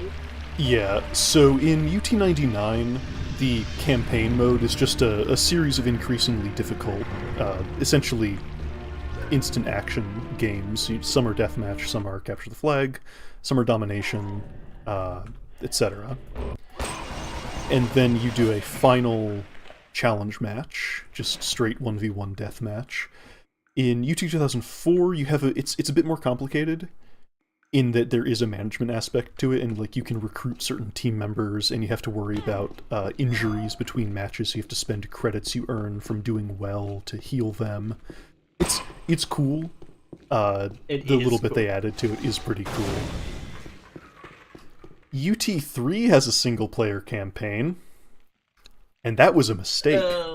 Yeah. Well, what's UT3? Are you talking about Gears of War 1.5? Gears of Warnament. Gears of Warnament. And you could also make an argument that 2K4 sort of has a campaign mode if you do the assault maps, right? The assault not all maps, of them are connected, but yeah. Yeah, the assault maps are really interesting because they are the closest thing you'd kind of get to like a single player experience in the sense of multiple objectives in a linear order, but it is still competitive because one team attacks and the other defends. UT99 had assault mode as well, but it wasn't as fleshed out. UT 2004 did a lot with the presentation of them. Yeah, 2K4's assault maps were such a jump that a lot of like Unreal mods that came out of that era that are quite famous now just came from people playing the assault mode and being like, I could do that? Yeah. Basically, UT 2004's assault mode is so much. It just has so much going on. I'm mad that people have not stolen it for video games. Like, you know how TF2 and Overwatch have, oh, you have to push the cart and, you know, do things in a linear order to hit checkpoints. Yeah. It's such a pale imitation of what UT 2004 had. All defenders to fighters, all defenders to fighters. It's, you know what's really crazy is that assault mode was doing insane shit like that, and then yeah, custom assault maps are mind-blowing. And then Battlefield 2042 or whatever it is, the future one but not the newest one, it had the carrier assault mode where it was you had to fight over missile silos and you would board the enemy carrier once its shields are destroyed, the objectives would shift. And people talk about how amazing that was and how different that felt from just the conquest mode or deathmatching or whatever. And it's like, well, even that is kind of just doing what assault mode was doing a little bit, you know, like. Oh, Malcolm Goes to Hell? That is hilarious. That is... yeah. My bias will be shown here, but I love the Australia map, where you have to reintroduce alcohol to the alcohol-free beer. That one's really good. Yeah, that's an editor's choice map, so it even got the they got the lady back to voice act the intro. Yeah. It's like AS Outback, I think is what it's called. Outback.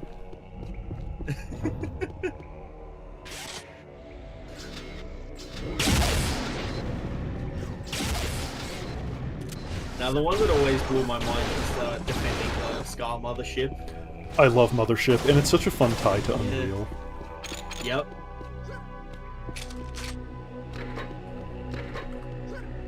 I kind of sequence broke here. I went a back way that's a little sneaky. Video games. Don't need any of that stuff.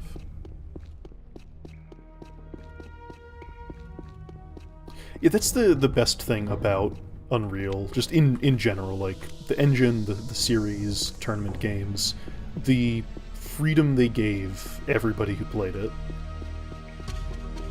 Well, Unreal was the first time, well, not the first time, but like it was a major instance of the developers handed you the same tools that they themselves were using. Hey, is it there if I shoot? Is it if I shoot the flag, or is there I forget, there's a thing you can do if you shoot something around here. Maybe it's the nollie? Bird? As a thing, it opens up a secret somewhere, I forget. Yeah. I remember that it exists, but not what it does, or how to activate it.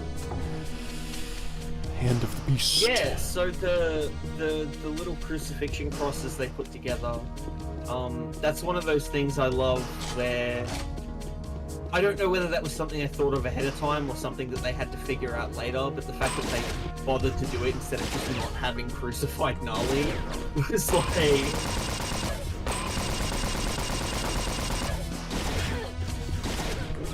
Yeah. And, you know, it's that kind of thought and care when you're at a small scale that really shines through. And yeah, it's exactly like the bit of smoke coming from the flue in the chimney at the back of the house. It's like, this was a detail they didn't need, but somebody thought of it, and that's great. Or it's like, oh, if the Scar were torturing the Nali, they have 4 arms. Wouldn't their crucifixes, like, be different shaped? Yes. They would have to be. And it's great, because the first time you see crucified Nali, they're not even on like a stake. They're on like a rack. Mm-hmm. So that was something they thought of after the fact. They're like, what if we did this? And they included it. And it's one of those details where you see it, and it makes you think that, like, the world you're inhabiting, that someone had to think of a solution to a problem, right? And that adds volume to the setting. Yeah, the designers thinking of these things means that someone in the world thought about these things, and that's a way to create depth. Yeah, because the alternative is giving you a 30-page lore entry about how cool the shotgun that you have is, and it's like, okay. I have forgotten to flip a switch. I like Doom 2016. I thought Doom Eternal was fine, but... Okay, here's the thing. I played Doom Eternal on ultraviolence mode all the way through. I loved the experience. I never want to do it again. I think Doom Eternal is, like, going too far. It's a little too much in the wrong direction of just, like, so much bullshit all the time. And it's fun, and then it's exhausting. I respect that it is something that got made, AAA studio and did well, and people responded well too. Oh yeah. Yeah. Unfortunately, I'm in an awkward boat. It's like how everyone praises Ultra Kill, and it's like I'm not good enough. I can't play Ultra Kill. I can't. Ultra Kill I'm is too old. so much fun, but Yep. I can't do it forever. I'm too old. I'm over the hill. Also, just another mention of the ISV Cran here. Something they introduced in the second level. Yes, here we go.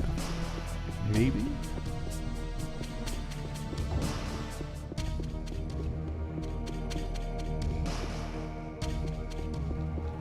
Yes.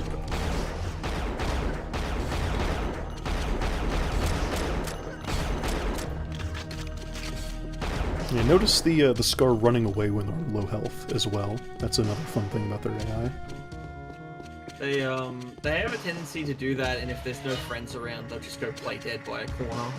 It's pretty great.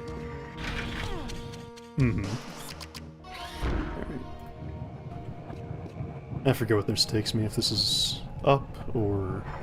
Dips you straight in lava. Yeah. Okay, yeah, here we go.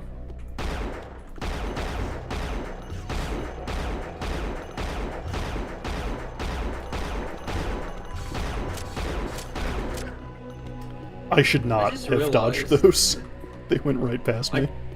I just realized we're in 1998 and the shell cases are a physical object. Oh yeah, right? Come to rest. Yeah, the new Doom, they have said, oh look, it's the Stick of Six Fires. The sacred ceremonial object. Well, presumably it's a thing someone manufactured. There's got to be more than one. Oh, it is. It's just funny. Oh my god, a boss fight. Remember when video games had boss fights?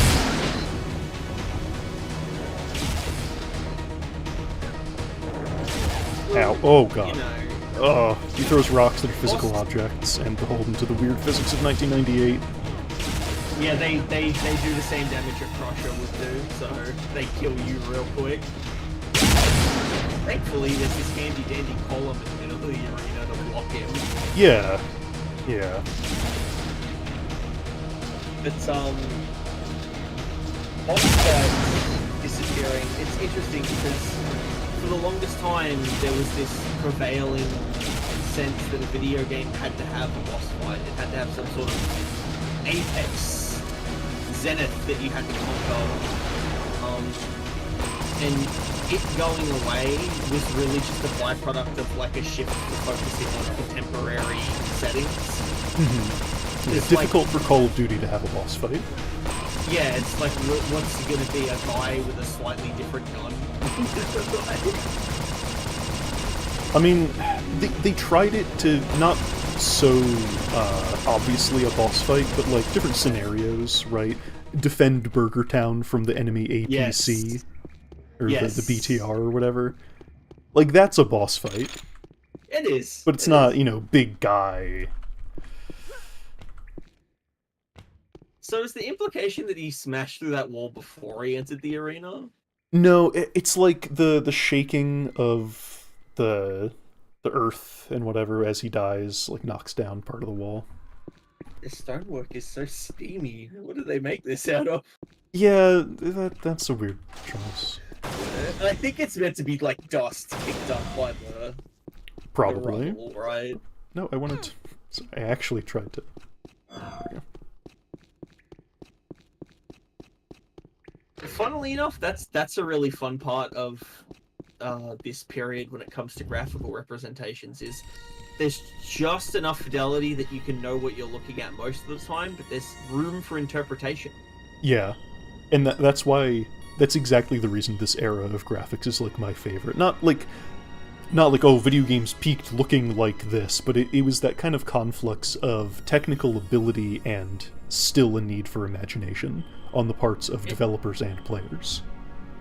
And that's something you and me love, coming from being avid readers. You're a much more avid reader than I am, but reading books they feel so much more vibrant because your mind is always going to be so much better at filling in blanks with detail.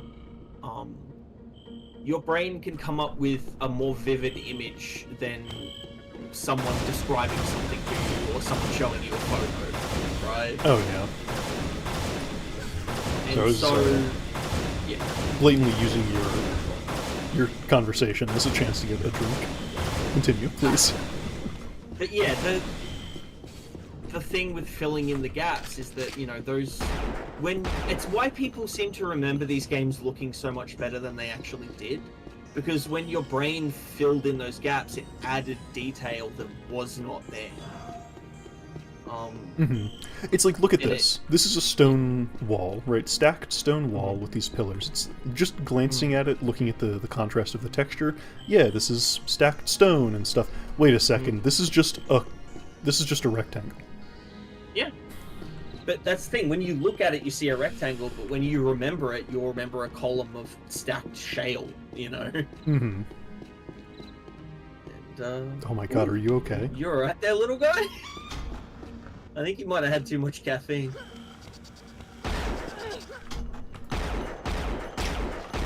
Says the guy who's been living off caffeine since he was 12. I wouldn't recommend it, by the way, don't do that. Yeah, the mid-2000s as well. Expired. Yeah. See, the thing with this being like a more primitive society, you know, people don't travel as much, so it's like, over here, people just have sticks of six fires to, like, do weeding, but over there in the Chisra country, they only ever saw them once. So, Victor, the lighting in the mid-2000s, it's so interesting because we had this shift where we had this harsh, like, binary lighting, right? Where the shadows are absolute sharp lines drawn into the environment until they interact with a light source or something like that, right? It was, what was it, stencil shadowing in Fear and stuff like that, and it especially looks really good, as mentioned. And the thing is that aside from technical improvements making it less efficient to do, we moved away from stencil shadows because they wanted to push for more and more realism. So you've got people demanding that we have soft shadows and gradients and things like that. And then all this harsh lighting that creates really stark imagery, like you're looking at a comic book illustration, vanishes. And now it's just sludge.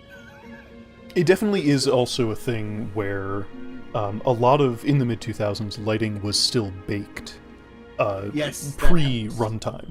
So a lot of it was already like in place and unchanging, so that you didn't have to do those calculations as the player was playing the game, and then it was only affected and like kind of sheared away with... Oh, lost my flashlight. With dynamic lights, like flashlights and whatnot. Also, Secret in the Abbey. Oh my goodness. Still going, huh? Cool. He's having fun. Leave him be. Because, like, I'm not, like, developer level familiar, but I am familiar with the way UT 2004 does things. And yeah, you bake the lighting before and after each change, and it's not affected by anything you necessarily do. And I do know that, again, not developer level, but I do know that went away.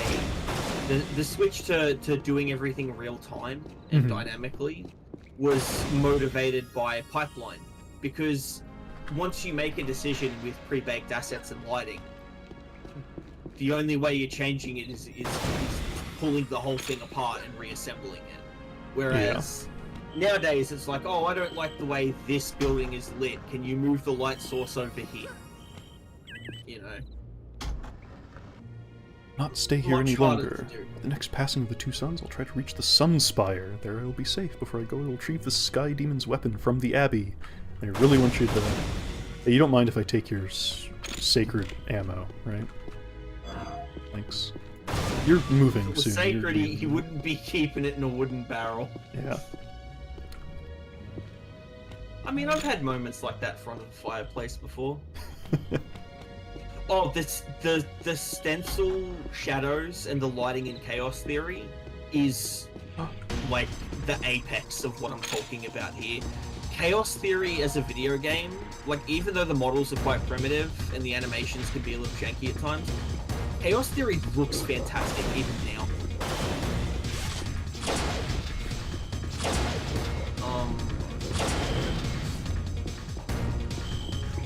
And because they were using such harsh lighting, they could do really clever stuff with things like the night vision.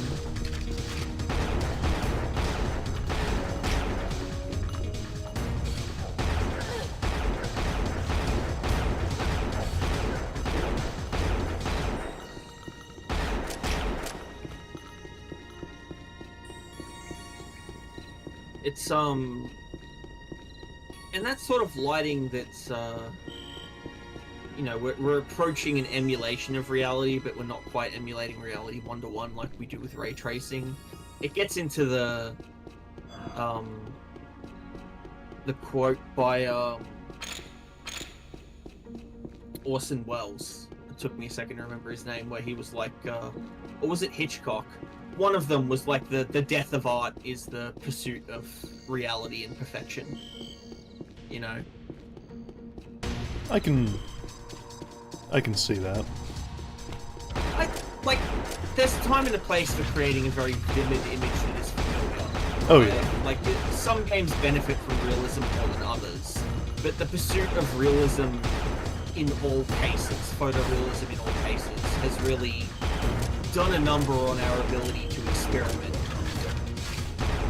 I think it's very telling that a lot of the biggest games nowadays, and for some time, have been relatively stylized and therefore kind of lighter on hardware requirements. Like Marvel Rivals is huge, and it is very, very stylized. Very exaggerated. And, you know, something like, I don't know, what's the newest Call of Duty? Which doesn't look demonstrably better than the last Call of Duty, but the hardware requirements have leapt forward another generation. You want a really contemporary example? Kingdom Come Deliverance, the sequel. One requires, like, the newest cards to really get it running the way the other one did. And it's like, they don't look that much different, if I'm being honest. Like, there's more stuff going on in the sequel, there's more people in bigger cities, but, you know. More stuff about the Sunspire there. It's the conversation I always have with you, where it's like, I don't care how sweaty the paws are on a character. I care if a wall will crumble when I shoot it with a shotgun. Mm-hmm. Well, we were having a conversation not too long ago about how games have lost a lot of player interactivity in the pursuit of perfect fidelity. And the stuff I'm talking about there is not something you'll see in this game, but like, when was the last time you shot a barrel and it fell over? Because, you know, that's the thing, is that you'll play a game where you'll look at a scene. Kingdom Come Deliverance is a great example of this. You'll look at a scene where there's like a cottage with a thatched roof, and it's got a rake leaning against the door, and it's all very, you know, it's like building like a model railway, where it's like this very beautiful and detailed scene that creates a pastiche of something. But as soon as you walk up to that broom leaning against the doorway, it might as well be a steel pole that's been riveted to the wall, you know? Yeah. And it's like all these shadows are always so pre-placed and baked, and, you know, they want the ray tracing to work, so they don't want to have to recalculate stuff all the time. Oh, he's over there. Also, now. we kind of whizzed by it, but you picked up my absolute favorite video game weapon in anything ever, forever. Still the best, still the champ. Yeah. Flak cannon. Why am I hitting F so much? Yeah, best shotgun. Yeah. What's funny, so this is another thing, going back to the way this world works, the the world layout of this game, you don't have to come here. You can skip this entire segment and get this gun later. But, you know, they kept talking about the Abbey, so naturally you'd want to go see what all that's about. Mm-hmm. But yeah, you could just blown past the whole area. Yeah, because the exit of the level's over this way. That's the Traniacs over there.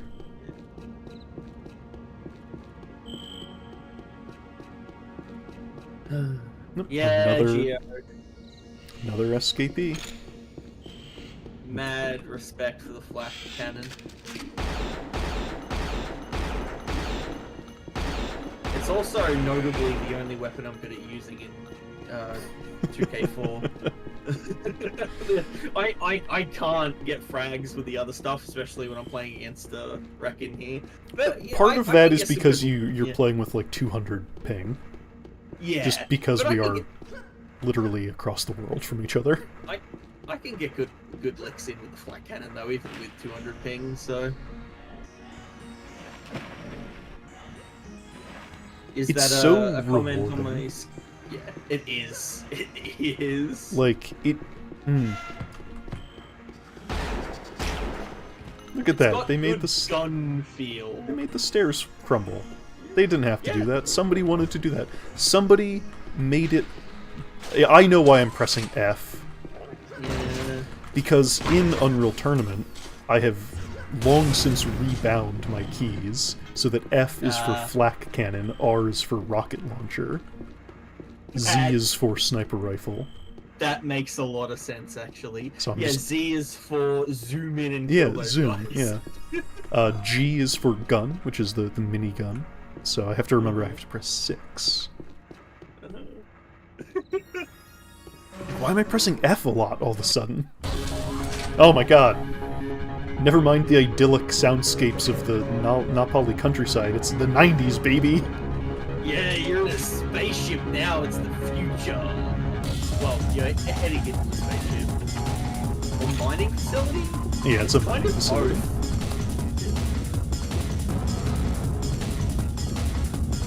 Yeah, no, we've gone from our beautiful, idyllic, peaceful abbey that has been at its peace ruined by... Hey, that guy looks different. Oh, this guy might actually look very familiar, depending on what I can get him to do.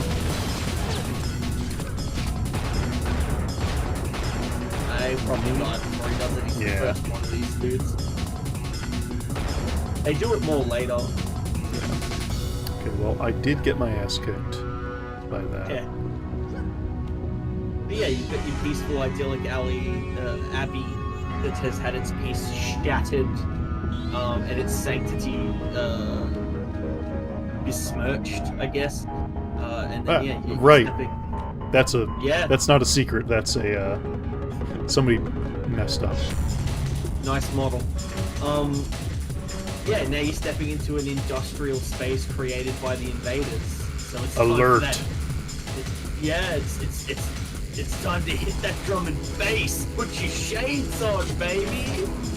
Get the lasers and the smoke machine going.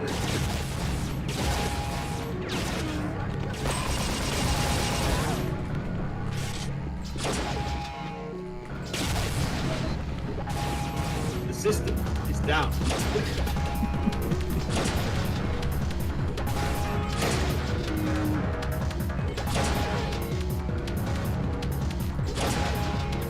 What an asshole! Yeah, a little bit. Okay, he's dead now. Are you sure? Yeah, these guys don't Could play be dead. pretending, yeah.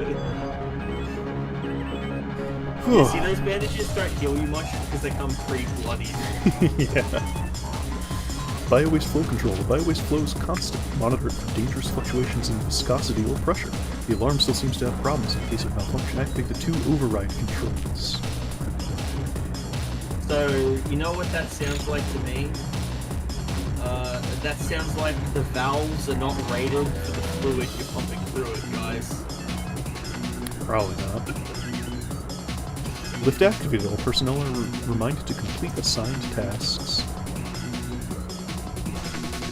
Like you've got your the tolerances for like pressure differences, and it's like it sounds to me like you cheaped out on the O-rings. So surprised I didn't take damage off those, honestly. Also, yeah, what a perfect encapsulation of that 90s dude. You step into the security hallway and it's spinning laser obelisk.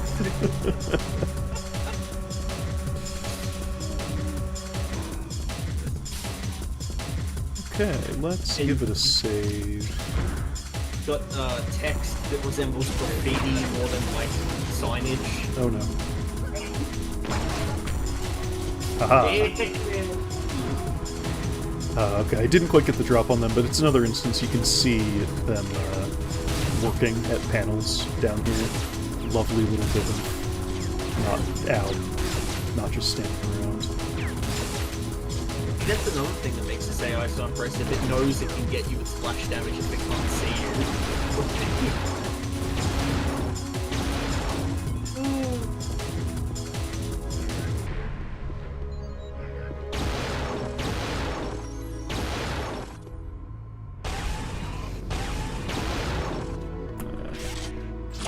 The hitbox in this first game on that is always just It's a little quirky. Yeah, it's a little imprecise. And they're working next to the sludge, no safety rails. Union's gonna have a field day with this place. There, so what's this saying? All security elements. Okay,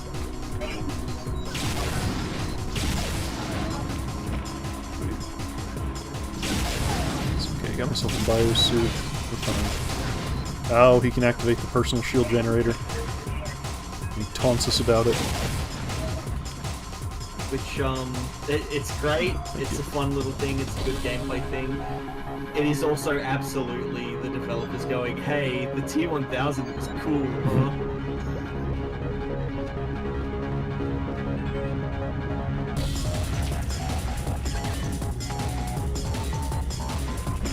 Synth over a drum break. Sony, this track was actually used in another game. The same composer worked on a different game and used this and reused it in Unreal. Section C, empty and built for any bio-waste overflow. Please be sure that the regular pipe maintenance is handled. So yeah, we have to, crawl through another this. game, you could use this in a movie scene of someone breaking into the mainframe. Definitely could. Oh, the slitherback, and now we can't see them because the slime is opaque. See, that lends credence to my theory that these guys are just like vermin that got here on the ships. Maybe. I'm not saying I'm right, but like there's something I could point to. Them hanging out in the fucking runoff from the mining operation. No, that's the way out. So I think we want to be. We want to be somewhere.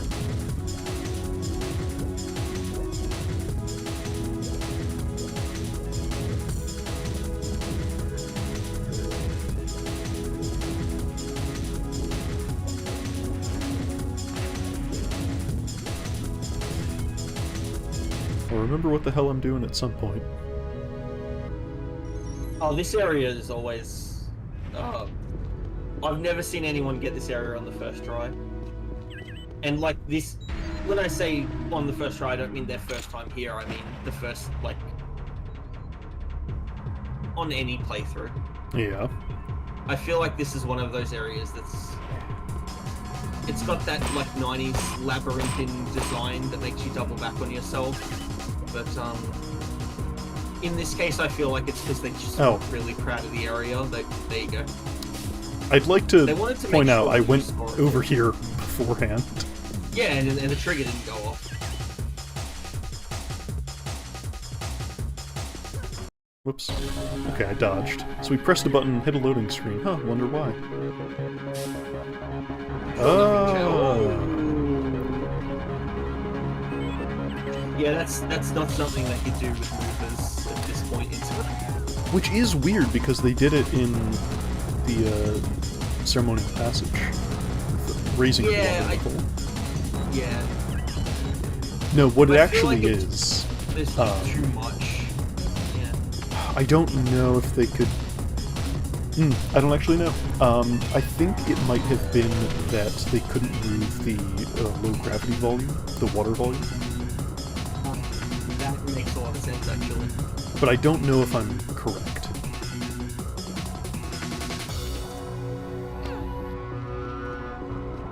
It might even be a thing where when they made this map, they couldn't move it, and then they figured it out later for another thing. It just didn't come back because I mean, it's that's... like, look, we gotta go gold, we gotta ship. Yeah, that's a possibility. They're literally turning off the water as we speak. We Oh, gotta ship this please. thing and make some money. Developers getting fired as soon as the game ships wasn't a thing until, like, you know, a widespread thing. Heck then.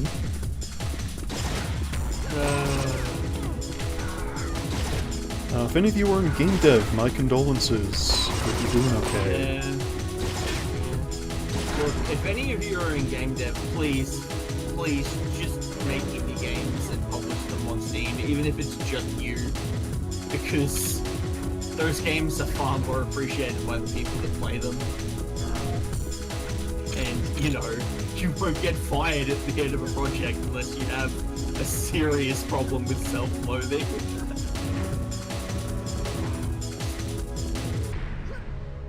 Could you imagine firing yourself at the end of making your own game?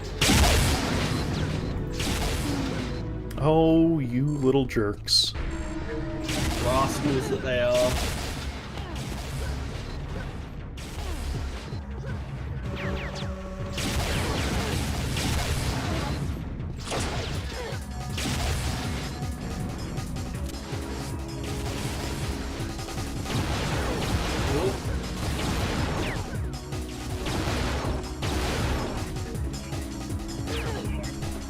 Yeah.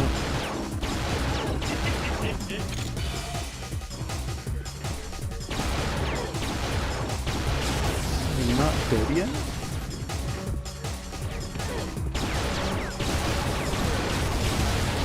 It's different. Oh, there are 3 of them. Okay.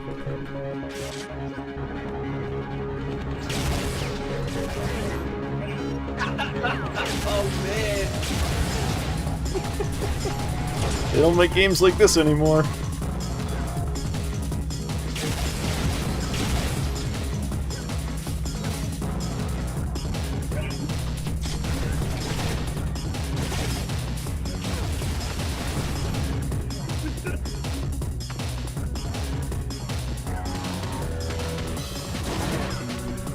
Alright, 1 down, and then I fell off. Crouches of respect and admiration? Hey, come back here with that! Died 1998, born 2011, welcome back to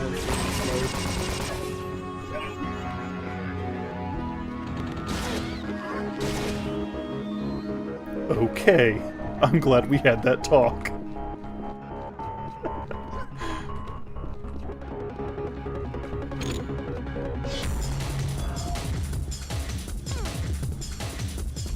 Let me drop a save after that. They gave you a rush for your money. Yeah. I think that third one wasn't even, like, intended for that encounter. I think No, he came in from somewhere outside. else. Yeah. Lift status 2, broken pipe was reported.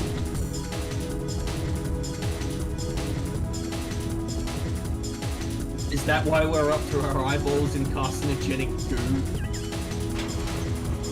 See, there's the broken pipe. But I think you can... Nope. Come on. Okay, there's a thing up here. You can get to it. There we go. Alright. How wild would it be if lift jumping was the solution to that problem? Hey, some flak shells and rockets. Hooray! Woo. Also, I picked up a damage amplifier at some point. Oh, you got the quad damage? Yeah.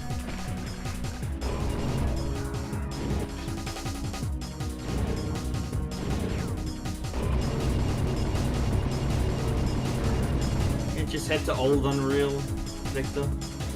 Get your copy with the patch ready to rock. Yeah. Again, I'm biased because I love this game, but I heartily recommend it to anybody who wants to play it, and now you don't even have to put any money into it. Well, that's the thing, it's officially abandonware. For good and for ill. Never thought I'd see the day the first Unreal became abandonware. I was, like, actually kind of mad at Epic when they first dropped the news. Well, never mind, they didn't drop the news, they just did it. Yeah.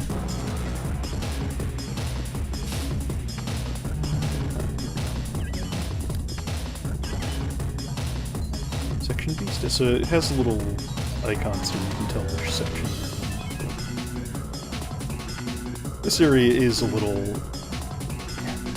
It is designed this way on purpose, it's not like they ran out of time or anything, but it is kind of a lot of the same rooms. Oh good, jump boots. Those never work in this game.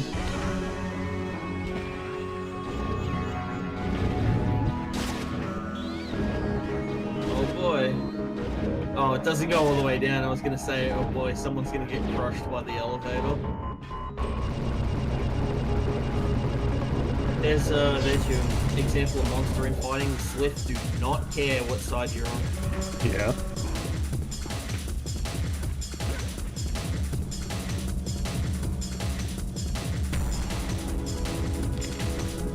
Good, I can replace the ones I accidentally used trying to equip a flat cannon hotkey I'm not using. God, okay, if you just heard that piston sound, that was my jump boots activating, even though I didn't tell them to. Yeah, they're a little broken in this game, unfortunately. They just get triggered off the weirdest things. Well, you see, it's because the jump boots are powered by generative AI. It decides when you need to jump. The jump boots have drained. Eh, great. Unfortunately, maybe fortunately, there's not really a place where they're terribly useful in this game. That's the thing. Jump boots are one of those things where someone had a cool idea and they just never really got around to making it work. Again, probably an artifact from when this was like more of a fantasy RPG inspired game. Sort of jumping. Yeah. It's one of those things, it's like, it doesn't work, the mechanic is broken, but it doesn't matter. So it sucks, but it's fine. What would these games be if they didn't have weird little quibbles that you could make fun of all these years later?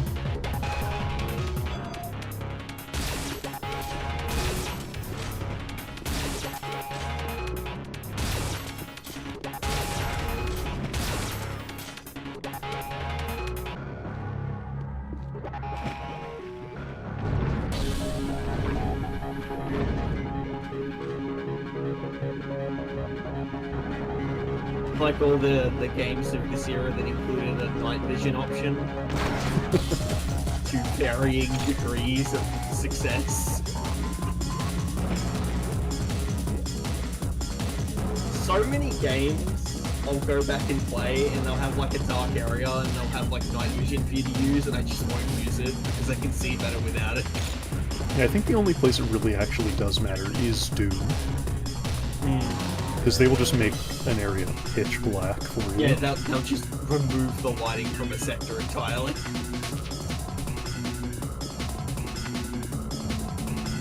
Did I get this one too? Maybe I didn't. It looks blue. Yeah, okay.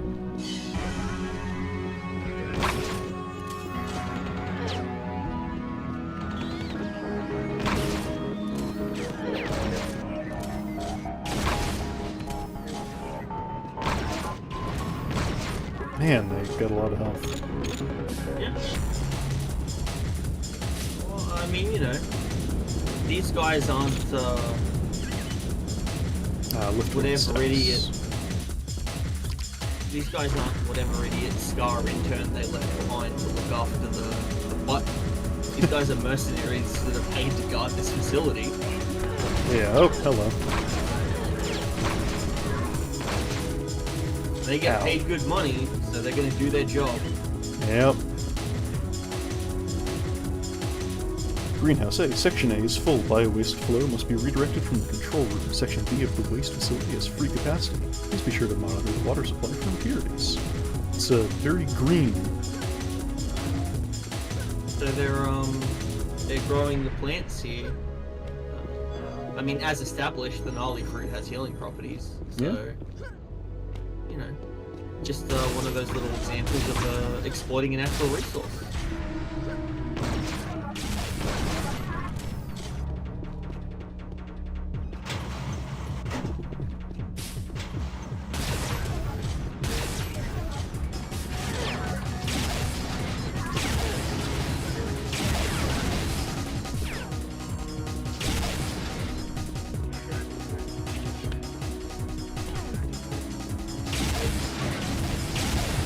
You love to champion the Scar AI, and it is good. But I look at these guys and I'm like, man, the heck you Marines could never. No, that is true. There's just all the granted to orders. There's a lot of different enemies in this game that have very impressive AI, and they all kind of use it differently. Like the Scar are a little more in your face.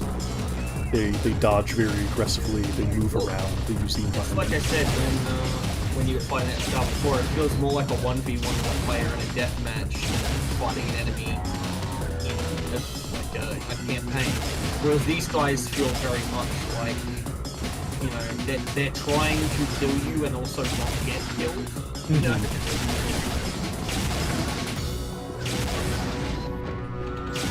And, you know, the Scar are obviously doing that when they've got attacks. Like, they're playing by your rules, whereas these guys are playing by more realistic rules, where it's like they're using shield belts to not die. And... yeah, very sort of reactive defense instead of avoidance.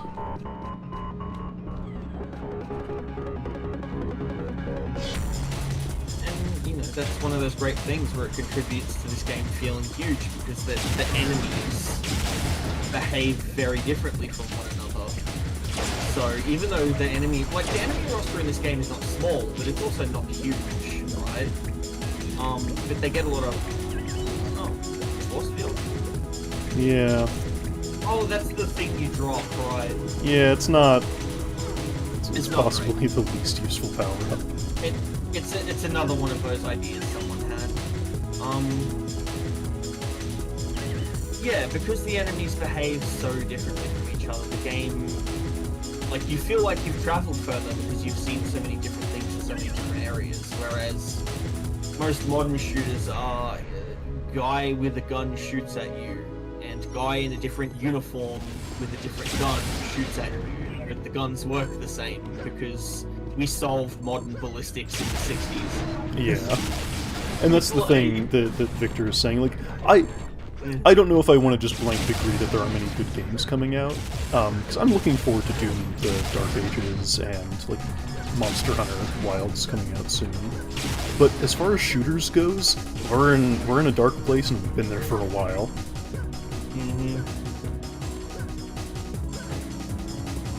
All the really crazy shit you see is all, like, indie joints. It's funny, because it fell to, like, a bunch of indie developers banding together to pick up the slack, so now we got New Blood putting out just fantastic games. Winners after winners. And they are, but even all of those games are just, like, very good natural evolutions of games that have already existed, you know? Like, I love a Medieval. A Medieval is my favorite Doom game ever. Medieval is really good. Yeah, if anybody watching hasn't played a Medieval and wants a game like this, not the same in terms of like narrative or setting, but gameplay and just general like vibes. A Medieval, I remember you and me talking about it when it came out. A Medieval is a good example of like picking a handful of things and deciding to just make them the best they can be. It's like a Medieval is you walk around and you shoot things. The weapons, you know, the weapons don't have crazy effects unless you're using the soul mode. You know, the enemies aren't anything you haven't seen before, but everything is just so polished and feels so good and works so well. It's you start playing a Medieval and you feel like it's one of these classic games that you never stopped playing after it came out. Also, there is a New Blood sale going on right now. You get a lot of their stuff for really cheap. We should say we're not sponsored. Not at all. Hey, Dave. Dave Oshry. Yeah. You know, talk to me. Yeah. I know you hate money. Don't worry, I'll find a way for you to spend some of it. But yeah, like, I would praise a lot of those games coming out, and they deserve it. But you know, a lot of them are people just sort of recreating the games that they love. And doing it very well. Yes. But that's the thing, and in some cases I would say that they feel better than the things that inspired them, right? Like, I love the Thief series. Gloomwood is like... mwah, mwah. It's beautiful. But yeah, like, at real innovation, and I mean, you know, there's only so many ways you can make a game about shooting people, but like, new ideas are very rare now. Or like, trying ideas that people like tried before and just sort of threw aside because they assumed they couldn't make them work. Like, we've got new technology, there's so many ideas that we could revisit, you know. But no one seems interested in that because games cost so much money to make. Yeah, that's the thing. We've kind of hit a point with AAA dev, and this, remember, this was, for whatever the label had weight back in '98, this was a AAA game of the day. Yes, yes it was. But nowadays, yeah, you're looking at tens of millions of dollars to make something that's okay. And it can't afford to be anything more than aiming for okay, because if they want to do something risky, well, what if it doesn't sell? And here's the thing, even if everyone is in unanimous agreement that they want to take some risks with the title, there's so many more people working on a game and there's so many more steps to getting something made that you've got to make sure everyone's on the same wavelength with something, because even an experiment that is a good idea can turn out awful just because someone somewhere along the way misinterpreted one of the instructions. And it's not like it's anybody's fault, right? This isn't isn't a 90s gamer rages against whatever. It's like, it's just how things ended up, you know. It's like when, you know, these games you would have like 2-3 dedicated level designers putting the assets together in a layout that facilitates gameplay. And it's like, nowadays, you need a whole team to make one level. You know? Yeah. And that's just the amount of work that has to be done, because it's what the players expect. Yeah.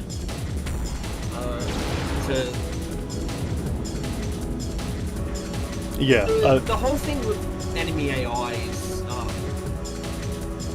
I mentioned earlier in the stream, is that you can't put cool AI in a screenshot or like a 3-second clip of like an E3 trailer, right? AI will never sell your video game to people. But it has definitely taken a step backwards. Like, games don't play like Unreal in the AI side. You know, I hate to say like I'm trying to scapegoat just for Call of Duty, but, you know, Call of Duty popularized that sort of stop and pop. Enemies are pre-placed in, you know, behind barricades, and they just kind of jump up and go, at you. And the funny thing is, if you go back to Call of Duty 1 and 2, like, the guys that would become Infinity Ward, that was not their vision. It's just that because Call of Duty had to deal with the Xbox 360 and PS3 as its primary platform, well, they just didn't have the RAM. They wanted to have these big set pieces that felt like a military conflict where you're fighting like 100 dudes, and it's like, okay, well, you can't make 100 dudes do AI on 200 mega RAM, right? Like, not when you're using that to calculate all the shiny lighting and physics and stuff. And that's the thing, is that if you get good at placing, you know, enemies as props and things like that, stop and pop, the fact that there's no intelligent AI in your game, people don't really notice, you know? If you make a scenario feel natural enough, its reactivity doesn't really matter the first time you play through it. And most people don't even get all the way through a first playthrough of a video game these days. Yeah, that's similarly why they can be so short anymore. Oh, my arm. It's, yeah. It's like a lot of people will probably remember that the Elder Scrolls games, the different organizations you could join in the Elder Scrolls RPGs were mutually exclusive. If you joined the Mages Guild, you would not become a part of the Fighters Guild unless you made a new save. And then come Oblivion, the discussion happens where it's like, we're putting all this work into these assets and this dialogue and these animations and these quests, and it's costing so much, and you're telling me that people aren't going to see it and experience it? So the decision was made with Oblivion to just remove that exclusivity, right? You can be the Grand Mage of the Mages College and the Master Thief of the Thieves Guild at the same time. You know what I think it's time for? Yeah? Some shock combo? Well, maybe not that. I don't think I have enough room, but... Oh, yeah.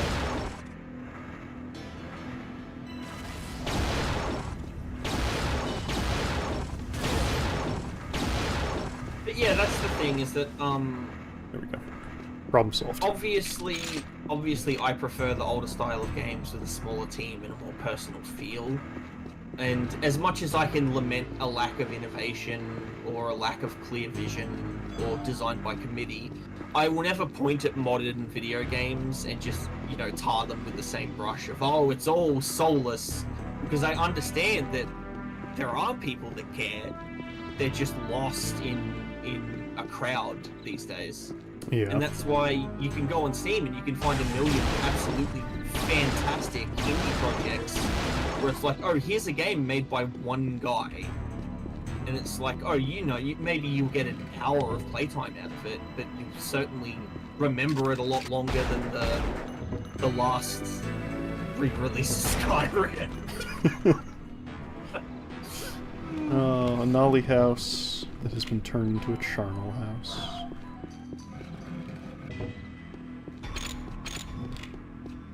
I mean, you know, you gotta keep the dead bodies somewhere. And just to focus back on the game as it is now. Like, Yes. yeah, we come back out of Tyranniax, this mining facility, and we're just in another It's little funny because working houses. sometimes the scale can be wonky, but a lot of the time they really do nail the sense. Ow. The sense of scale regarding the area you were in and looking at it externally. It's like that ship feels about the size of the area you were just in. Yeah, you know, this feels correct. And also just the It visual feels- of it huge and imposing. It feels suitably massive.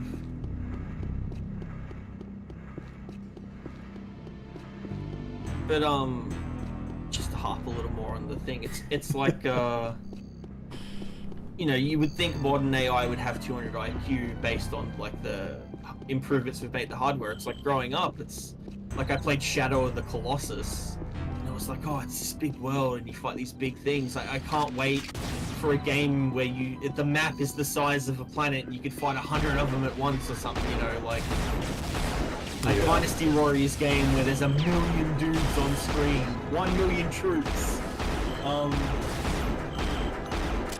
But you know, that's the shit that doesn't get you know, Johnny Bland, who works a 9 to 5 and plays video games on weekends. He's not going to buy something because you tell him that it's got a lot of guys in it. He's going to buy whatever has the shiniest trailer. Yeah, and that's actually to bring it way back to the beginning, when it's like, why is Unreal not as big a name as Half-Life anymore? Because it was when it came out. It sold quite well.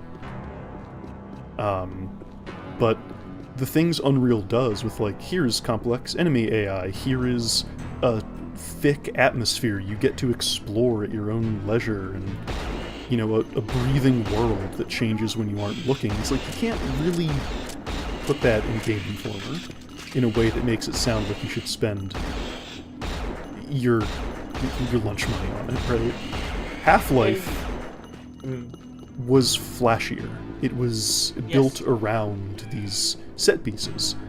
For better or worse, Half-Life was kind of the first modern styled shooter to be built around set pieces per level. And you can talk to someone about that and go like, oh, did you see? And it jumps out of the ground and goes, ah! Yeah, and everyone who played Half-Life remembers that moment where they're crawling through a pipe and the Marines drop a grenade in it, and you have to outrun an explosion, because everyone saw that moment because it was baked into the game. That's not a bad thing, but it's like, everyone got to talk about that shared moment. And equally true of Unreal and the games that came after is that a big part of what people loved about these games is that they provided you with a suite of tools and assets, and they were like, go crazy, make something, right?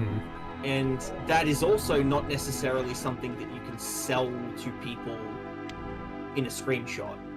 It's like, oh, well, the Unreal Engine is so user-friendly, and you have all these tools, and you can make your own levels, and it's like, yeah, but I'm not going to play user-made levels. I'm going to play the campaign once.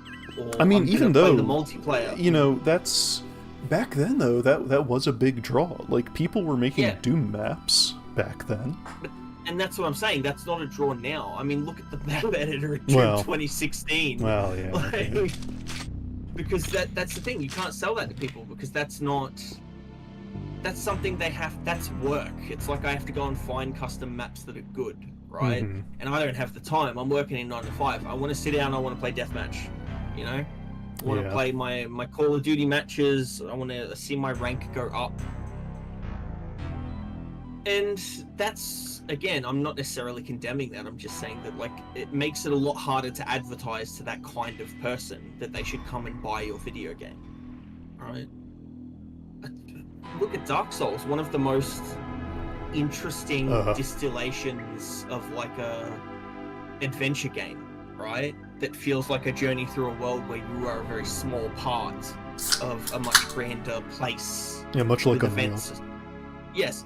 But the thing is that you and me love it for that, but most of the people that bought it, oh man, Dark Souls is so hard and you die like 1,000 times, and if you beat it, it's like, oh man, you're so cool because you beat such a hard challenge. They sold it to you as hard game because that's what made people want to play it. They wanted to prove that they could beat Dark Souls. Yeah. I do have a response to that. I stopped here because I love this little room, because you got a crewman here. You got some fish. Yeah, well, obviously we've been stuck here for days. There are plenty of fish to eat, but they taste kind of funny. I never liked fish. And this, I love this. Not like this in particular, but this area, this kind of thing you do. It's a detail. It doesn't matter. They didn't need this. It's out of the way. It's fun. And it's just like, oh yeah, see you around. Thanks for stopping by. But yeah, including something like that, where it's like, someone had a story that ended there and it had nothing to do with you. But going back to the Dark Souls thing, you mentioned deathmatch. One of the things... So people generally don't really like Dark Souls 2 as much as 1. And there's a lot of reasons for that. But a common rebuttal to it is, but it has the best PvP. And I don't like that people judge Dark Souls, this, deeply personal sort of narrative about perseverance and, striving forward in the face of adversity and repetition until you understand and master a skill. I don't enjoy that being boiled down to, I get to make a meta PvP build. I can't stop people from doing that. I'm not saying I should be able to, but it's just disappointing. That's exactly the point I'm making, is that you have these two audiences. You have the people that are appreciating one thing about the game, and then the other people that bought Dark Souls so they can use Wrath of the Gods to push people off of the rafters in Orlando, right? I mean, it is really funny. It is really funny, but to them, that is the only thing that is good about Dark Souls. That is what Dark Souls is to them, is, using the mimic spell to hide and bushwhack people, or all that sort of funny stuff that you can do in Dark Souls 1, right? Because it had that invasion aspect. Oh, it's so hard, you can fight other people, and forest PvP, dark forest, the dark bead shotgun, all that crap, right? Yeah.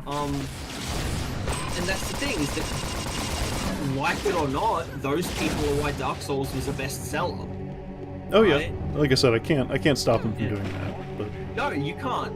But yeah, that's the thing, is that for you and me who enjoyed like you said, this meditation on perseverance in impossible odds, and the way little people can be. Oh, hey. Why can it do that? Why? How does it do that? Also, this bar is placed over this entrance. Interesting. But yeah, it's you can have this amazing story and this. That's a broken texture. Amazing. Pay attention to that. That's fine. This amazing emotional experience that feels like you're going on an epic journey of 1,000 steps, but when all you've got is like a 30-second clip before someone's YouTube video essay to show them why they should play your game. No, I want him. Oh, hell, I think I shot him. Yeah, it's not enough, right? Yeah. I'm sorry. I'm so sorry. I'm so sorry. If you shoot the Nolly, they don't like you anymore and they won't open the secrets. I would say it's more they fear you now, but yes. I'm sorry, did you just take that ammo? Yes, he did. I didn't know they could do that. DS2 level design is inexcusable. I agree. I don't even, I will laugh along with elevator up to the base of a volcano every day. Totally valid criticism. I don't like how much levels in Dark Souls 2 feel like theme park attractions, where it's like, okay, what do we got here? We got the spooky forest, okay, we got the pirate ship ride, yup, we got the lava zone like in Mario. We got the big stinky windmill. Yeah, it's just it doesn't flow together in the same way that Dark Souls 1 did. And it makes the world feel really disjointed. And not in a cool way, oh, this fractured realm we are sifting through. No, it just feels like no one knew what they were doing. I honestly feel like 2 would have been better if they had just thrown up their hands and gone pocket march stones. Yeah. If it had just been different places on a continent. That map, immature. Mad just thinking about that little map. That map is... how dare you try to trick me like that? We both know. That is such a poorly executed and dirty trick.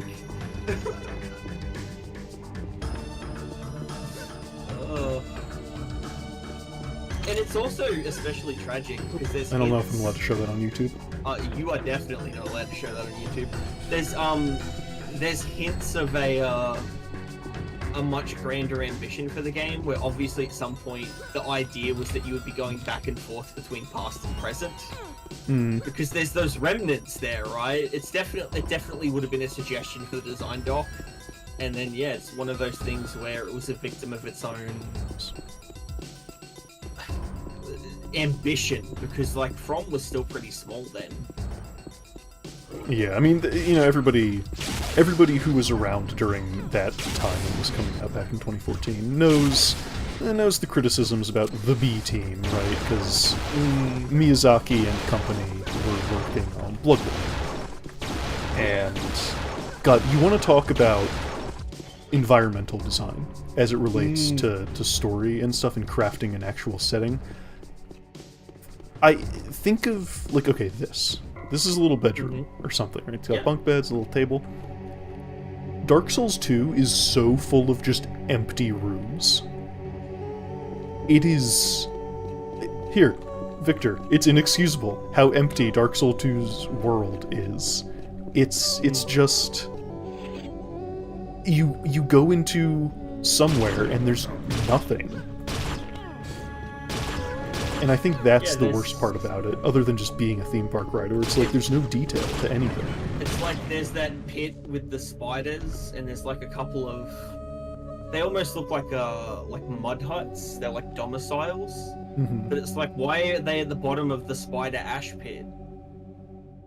Well, because we needed a terrain feature. Yeah, but they're houses. Someone lived here. Well, let me go into one of the domiciles and have a look. Oh, it's just an empty square volume. There are no beds. There's no pottery. It's just more spiders. I think the best way to really kind of contrast is the main building of Anor Londo where you fight Ornstein and Smough, and then compare that to Drangleic Castle. Whoops, I dodged out of the boat.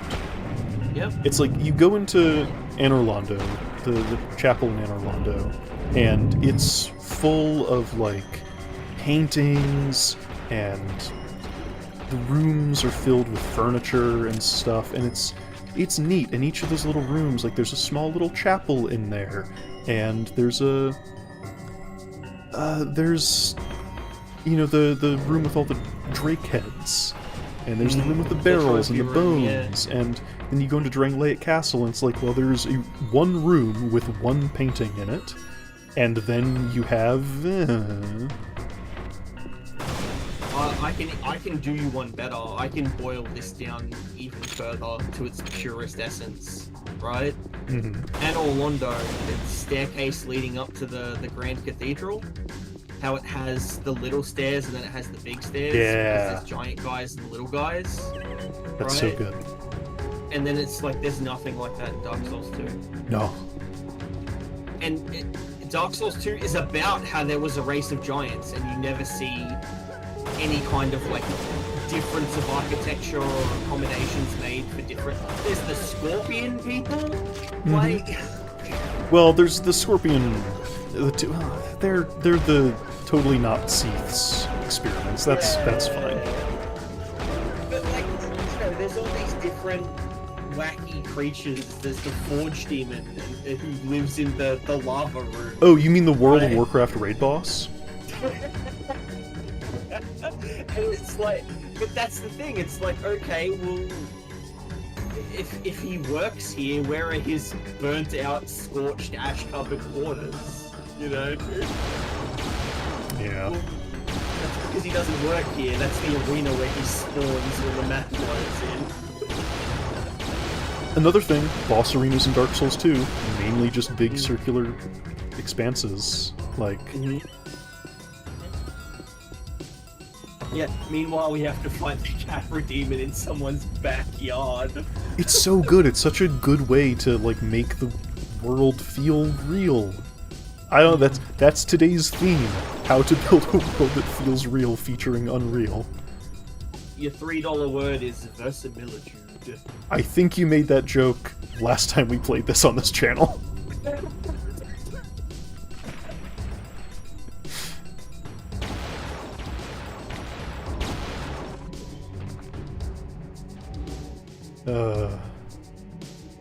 Well, there you go. You can use this this stream as a study into how stimuli can, you know, they can affect behavior, get you to repeat actions by using identical stimuli. It is funny though. Just it's like, yeah, that bunk room that presumably was part of this temple, but obviously it has like new furniture and the ladders, so it's like, yeah, the mercenary guys moved in. They needed somewhere to sleep. Yeah.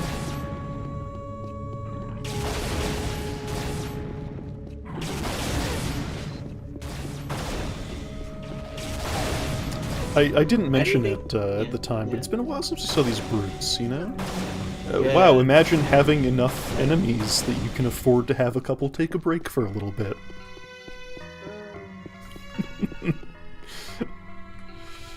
Oops. Sorry, I'm still, Hey, a shield belt. I'm still always going to be on the train of the topic related to another video that was recently on this channel. Yeah. And I'm not sorry. ASMD out of house.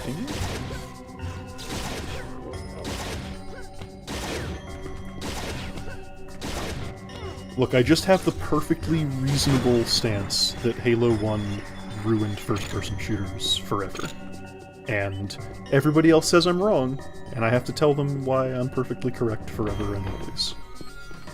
See, it's crazy, because I'm not saying that you're doing any revisionism here, but, like, that's not even how I remember it. So, like, you know, I remember lots of people being like, Halo is Babby's first FPS. No, I mean, I remember the same thing. Yeah, it's just like somehow the fucking narrative that Halo is some work of genius prevailed.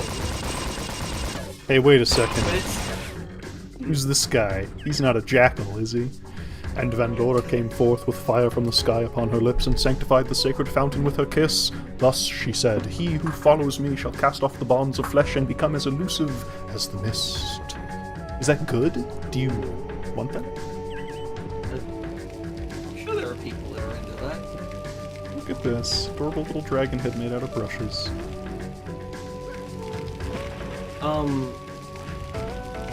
Yeah, Halo isn't even the best marathon game. Was what I was gonna say before. Not here to rant about Halo. Nah, I was trying to avoid it. Okay. Put on the anti-demonetization angle. Yeah. We would pretend we did not see the female form. It is, you know what's really 90s about this? The fact that, like, the male Nolly are so fucked up and weird looking, and like, clearly meant to be an alien, and she's just a lady with 4 arms and 4 breasts. She's got that like punk goth haircut that a nerd would idolize because he reads a lot of manga at the time, you know, like, it's great. Yeah. Hey, look at this. A looping level design where we opened a bunch of different ways, and now the main... Oh, it's just like Dark Souls.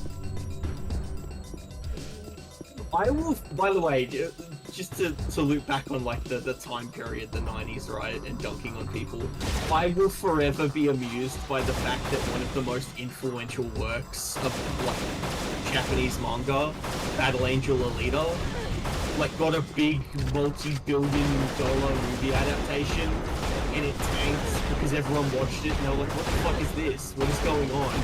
Yeah.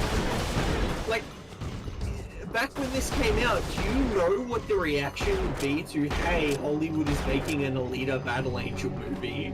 Do you know what the reaction would have been? A lot better, I imagine. The internet cafes would be empty and there would be riots in the streets.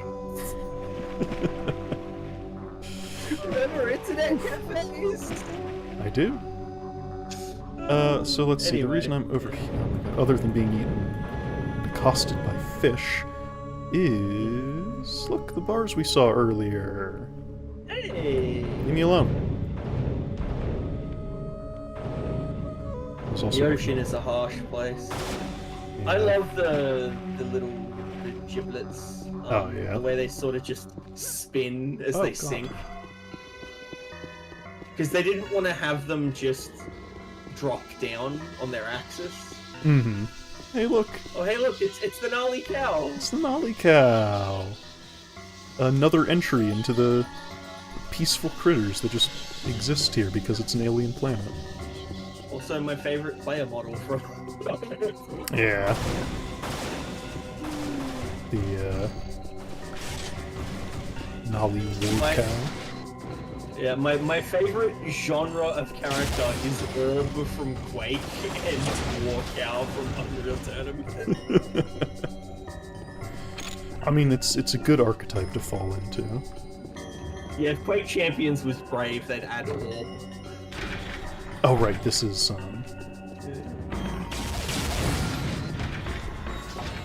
I say that, I actually don't know if Orb is Champions or not.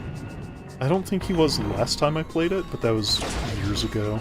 I find Quake Champions to be very okay. Alright. I think the thing that hurts it is that by nature of being a live service game, there's no dedicated servers, so you can't have the same sort of ecosystem. Yeah. So, Another... like, you find this guy in an amphitheater, and it's like, what, was he slam poetry? Maybe. More tossed. Oh god. Well, that's why I saved. So that was a rock bouncing off the wall behind me. Wait a minute, killed by a Titan, and he threw a shotgun of rocks at you. My goodness. That's, there's a similar thing. Remember that Attack on Titan series, where I explained some stuff about it to you, and you were like, that sounds dumb and bad, and I was like, yes, it is. Yeah, and you were like, now, based off this information... Oh god. Based off this information, what do you think's gonna happen next? And I was like, I don't know, this, and I was 100% right. You predicted a massive reveal like a year before it happened. See, I thought you were going with, you said Titan throwing a shotgun of rocks. I thought staying on the Bungie train, you were gonna talk about Destiny. And how, God, Bungie's been designing these games for 2 decades and they still can't balance PvP.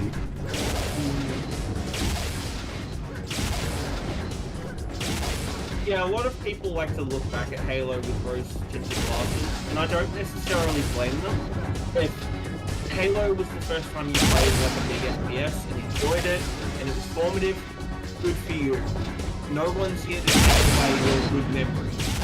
No, but I will ask you to please play one other first-person shooter. Damn it. Yeah, me and Reckon are here to tell you that the Halo games are deeply flawed, and I will die on this hill. Bungie are fucking terrible at managing themselves. Yeah. Oof.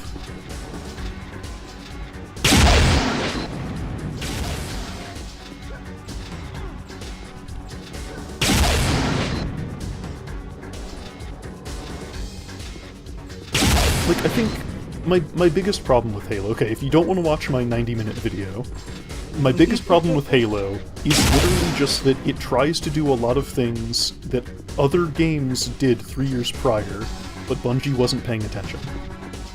So it's like, oh, we want to have a cool, you know, A to B narrative, like in Half-Life. We want to have a cool, open, mysterious world, like in Unreal. And then they didn't play either of those games, so they didn't know how to do it.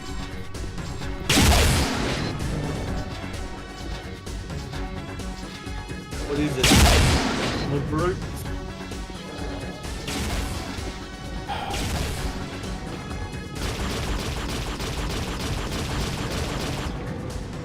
Okay, well, it took him glitching out for me to get a winning fight out of that, so that's fine. Yeah, a win's a win. Just tell people you did it the cool way. Oh my god. He's not going to be alive to contradict you. No, not at all. Also, really, oh, never mind. Wait, can you still see? Okay, you can. Just flashlight it. I love the, I can't. the cracked, flare. I want to point out the wood beam that pokes through there. Yeah, with a little bit of some like PSP era. Yeah. But yeah, it's like, you know, it's just a couple of brushes that they had moved, but they were like, oh, we want it to look like a support beam has collapsed. That's soul right there. We made it so far, only to come face to face with another of those titanic beasts. We'll rest now and tackle this problem tomorrow. Unable to communicate with ISV Kran, our radio receives only static. So we've been hearing the name ISV Kran since the second level. We've been reminded of it a couple times, and we're about to see it. Yeah. You've set ISV CRAN so that it will scan for human activity outside the bay doors. As soon as one steps into the red light, the bay doors will open. The platform will only be down for a short period of time. But another one of those fantastic little rooms where it's like, we were trying to get out of here, here's all the gear that we were ready to move with, and then it didn't work out for him. And just like, oh look. Another ship plowed a massive trench into the earth. What are those orb guys called? These are gas bags. Okay. Yeah, there's another Titan there. Oh. I appreciate that. And yeah, like, I don't care if somebody enjoys Halo. I say so in the most recent version. It's like, I want to make it clear, you're allowed to like the things you like. But I think denying criticism and, like, saying that it shouldn't be criticized is unhealthy, I guess. It's like, I think the game has a lot of flaws.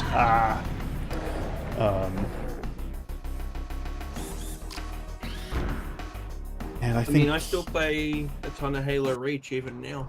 Oh, Reach is great. Like, I kind of want to keep making the videos about the other Halo games because I want to get to Reach and, like, actually celebrate what Bungie learned and did right, because Reach was them firing on all cylinders for the first time ever, and it's really good. And it's a shame that that energy could not have existed sooner and did not continue. Because, wow, is Destiny a mess to me. That should be my video about Destiny. I do this every time we bring up Destiny, but Bungie made a game centered around cooperative play with a 3-man fire team. They didn't put a Warthog in? They did not include a Warthog. What are they doing over there? They didn't even put guns on your Sparrow. It's like every time Bungie learns a good, valuable lesson, they forget it by the next game. And, you know, they learned a lot of good lessons for Reach, and then they made Destiny, and it was like, oh, you forgot everything.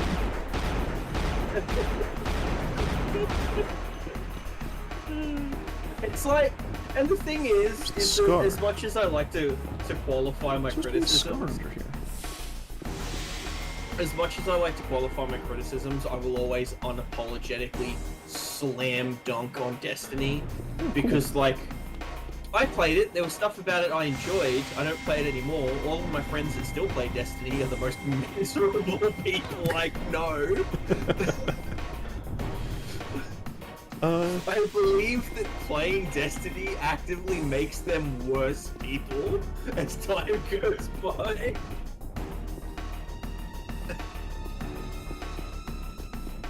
So we're inside the ISV CRAN. We can see a power loader from Aliens. I mean, an Inuit corporation.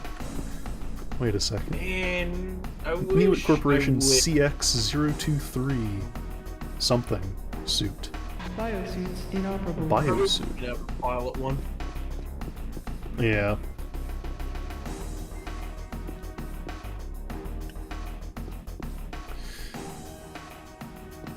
Well, you know what? I think it's been 3.5 hours or so. We're firmly in the second half of the game, or about to be in there. I think I'm gonna call the stream because this is just the first time. I'll be happy to sit here and chat a little bit too. Oh yeah, PS2 kit. So it's weird to me. I agree. Weird to you how people put Halo on that big of a pedestal. I definitely agree. PC kid. You know, I grew up in the 90s playing PC shooters, and by the time Halo came out in 2003, it was like, all this has been done and better in games I played when I was much younger. So it's really telling to me that Microsoft tried selling Windows Vista on the back of a Halo 2 PC release, and it just backfired. Nobody cared.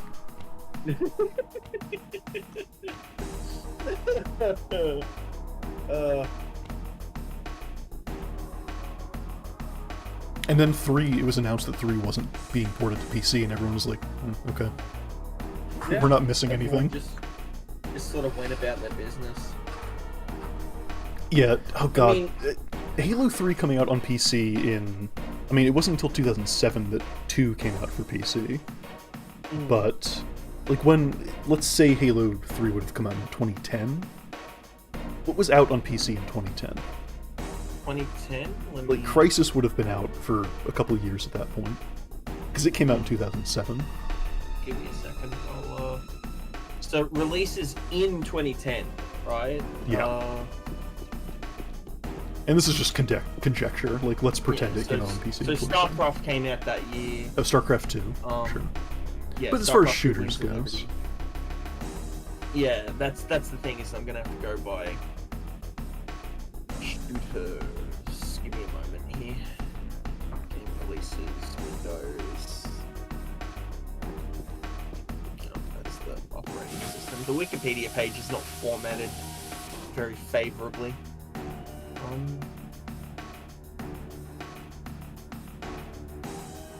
What am I missing?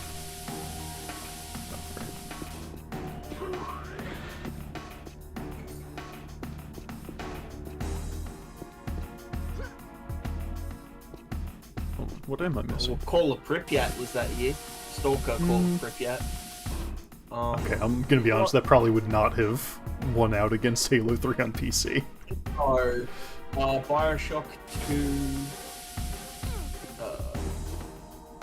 Because I'm going chronologically here on the page. Sure. Because, yeah. Oh, the Aliens vs. Predator reboot was that year. God. Necrovision was that year, really? There we go.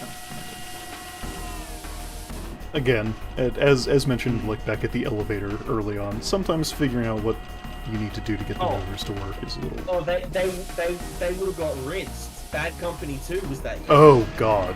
Okay, well, there you go. They would have got washed by DICE. People still play Bad Company 2. It's that good. Bad Company 2 was great.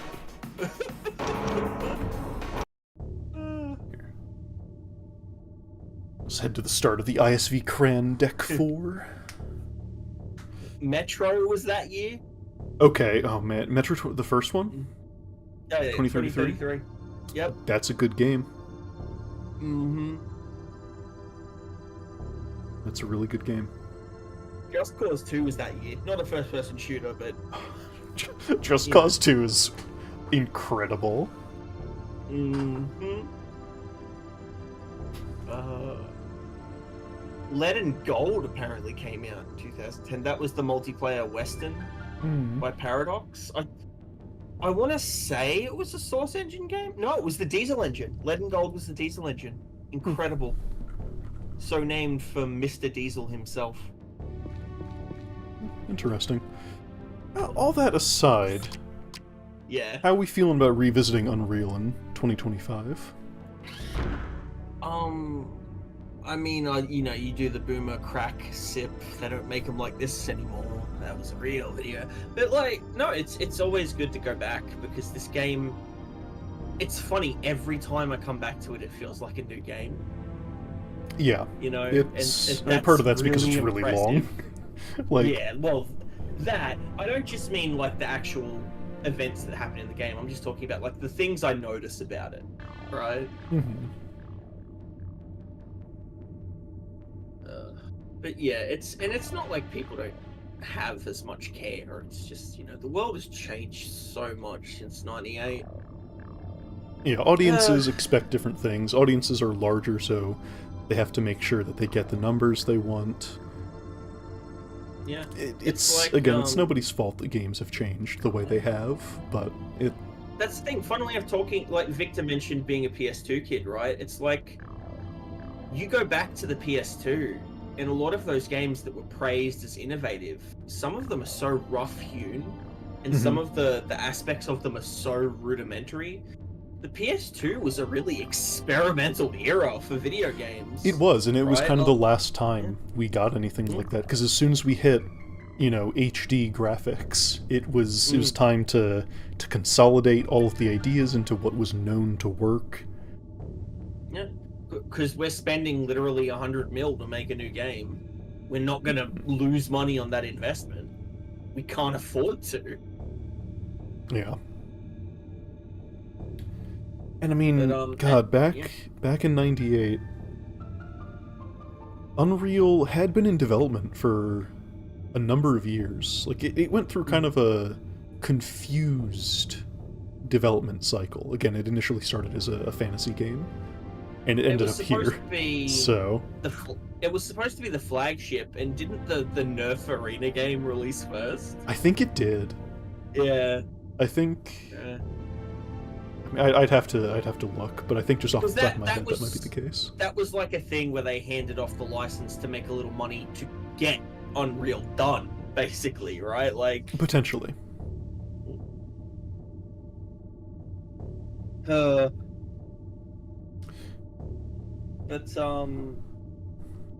if you end up watching this stream, I mean, the people that have watched, you're cool. We like you. Yeah. If you're someone who finds this stream later on, I hope that Unreal is new to you, that this is a discovery, and that it is something that you can get into and enjoy.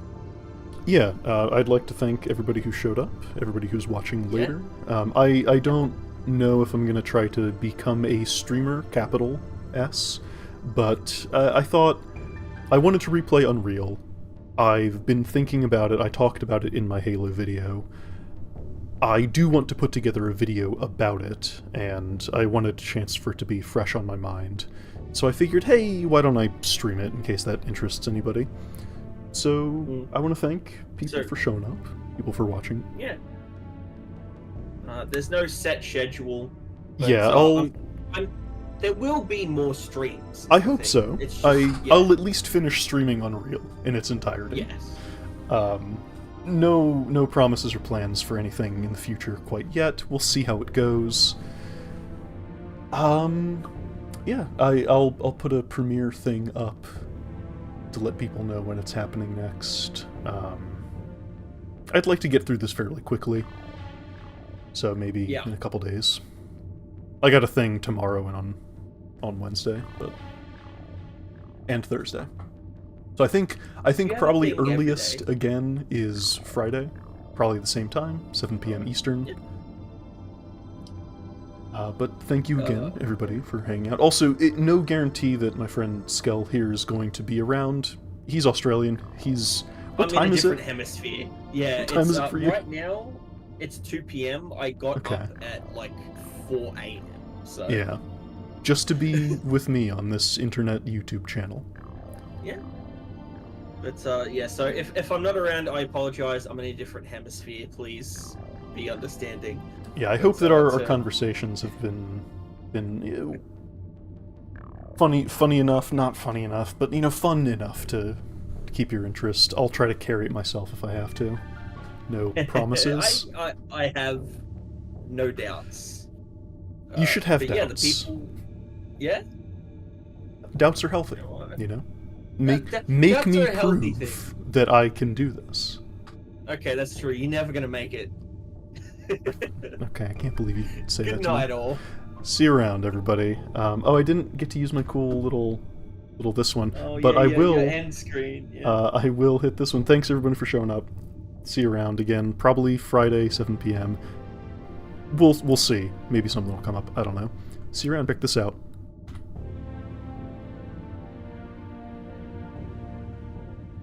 That's pretty cool, right? Yeah.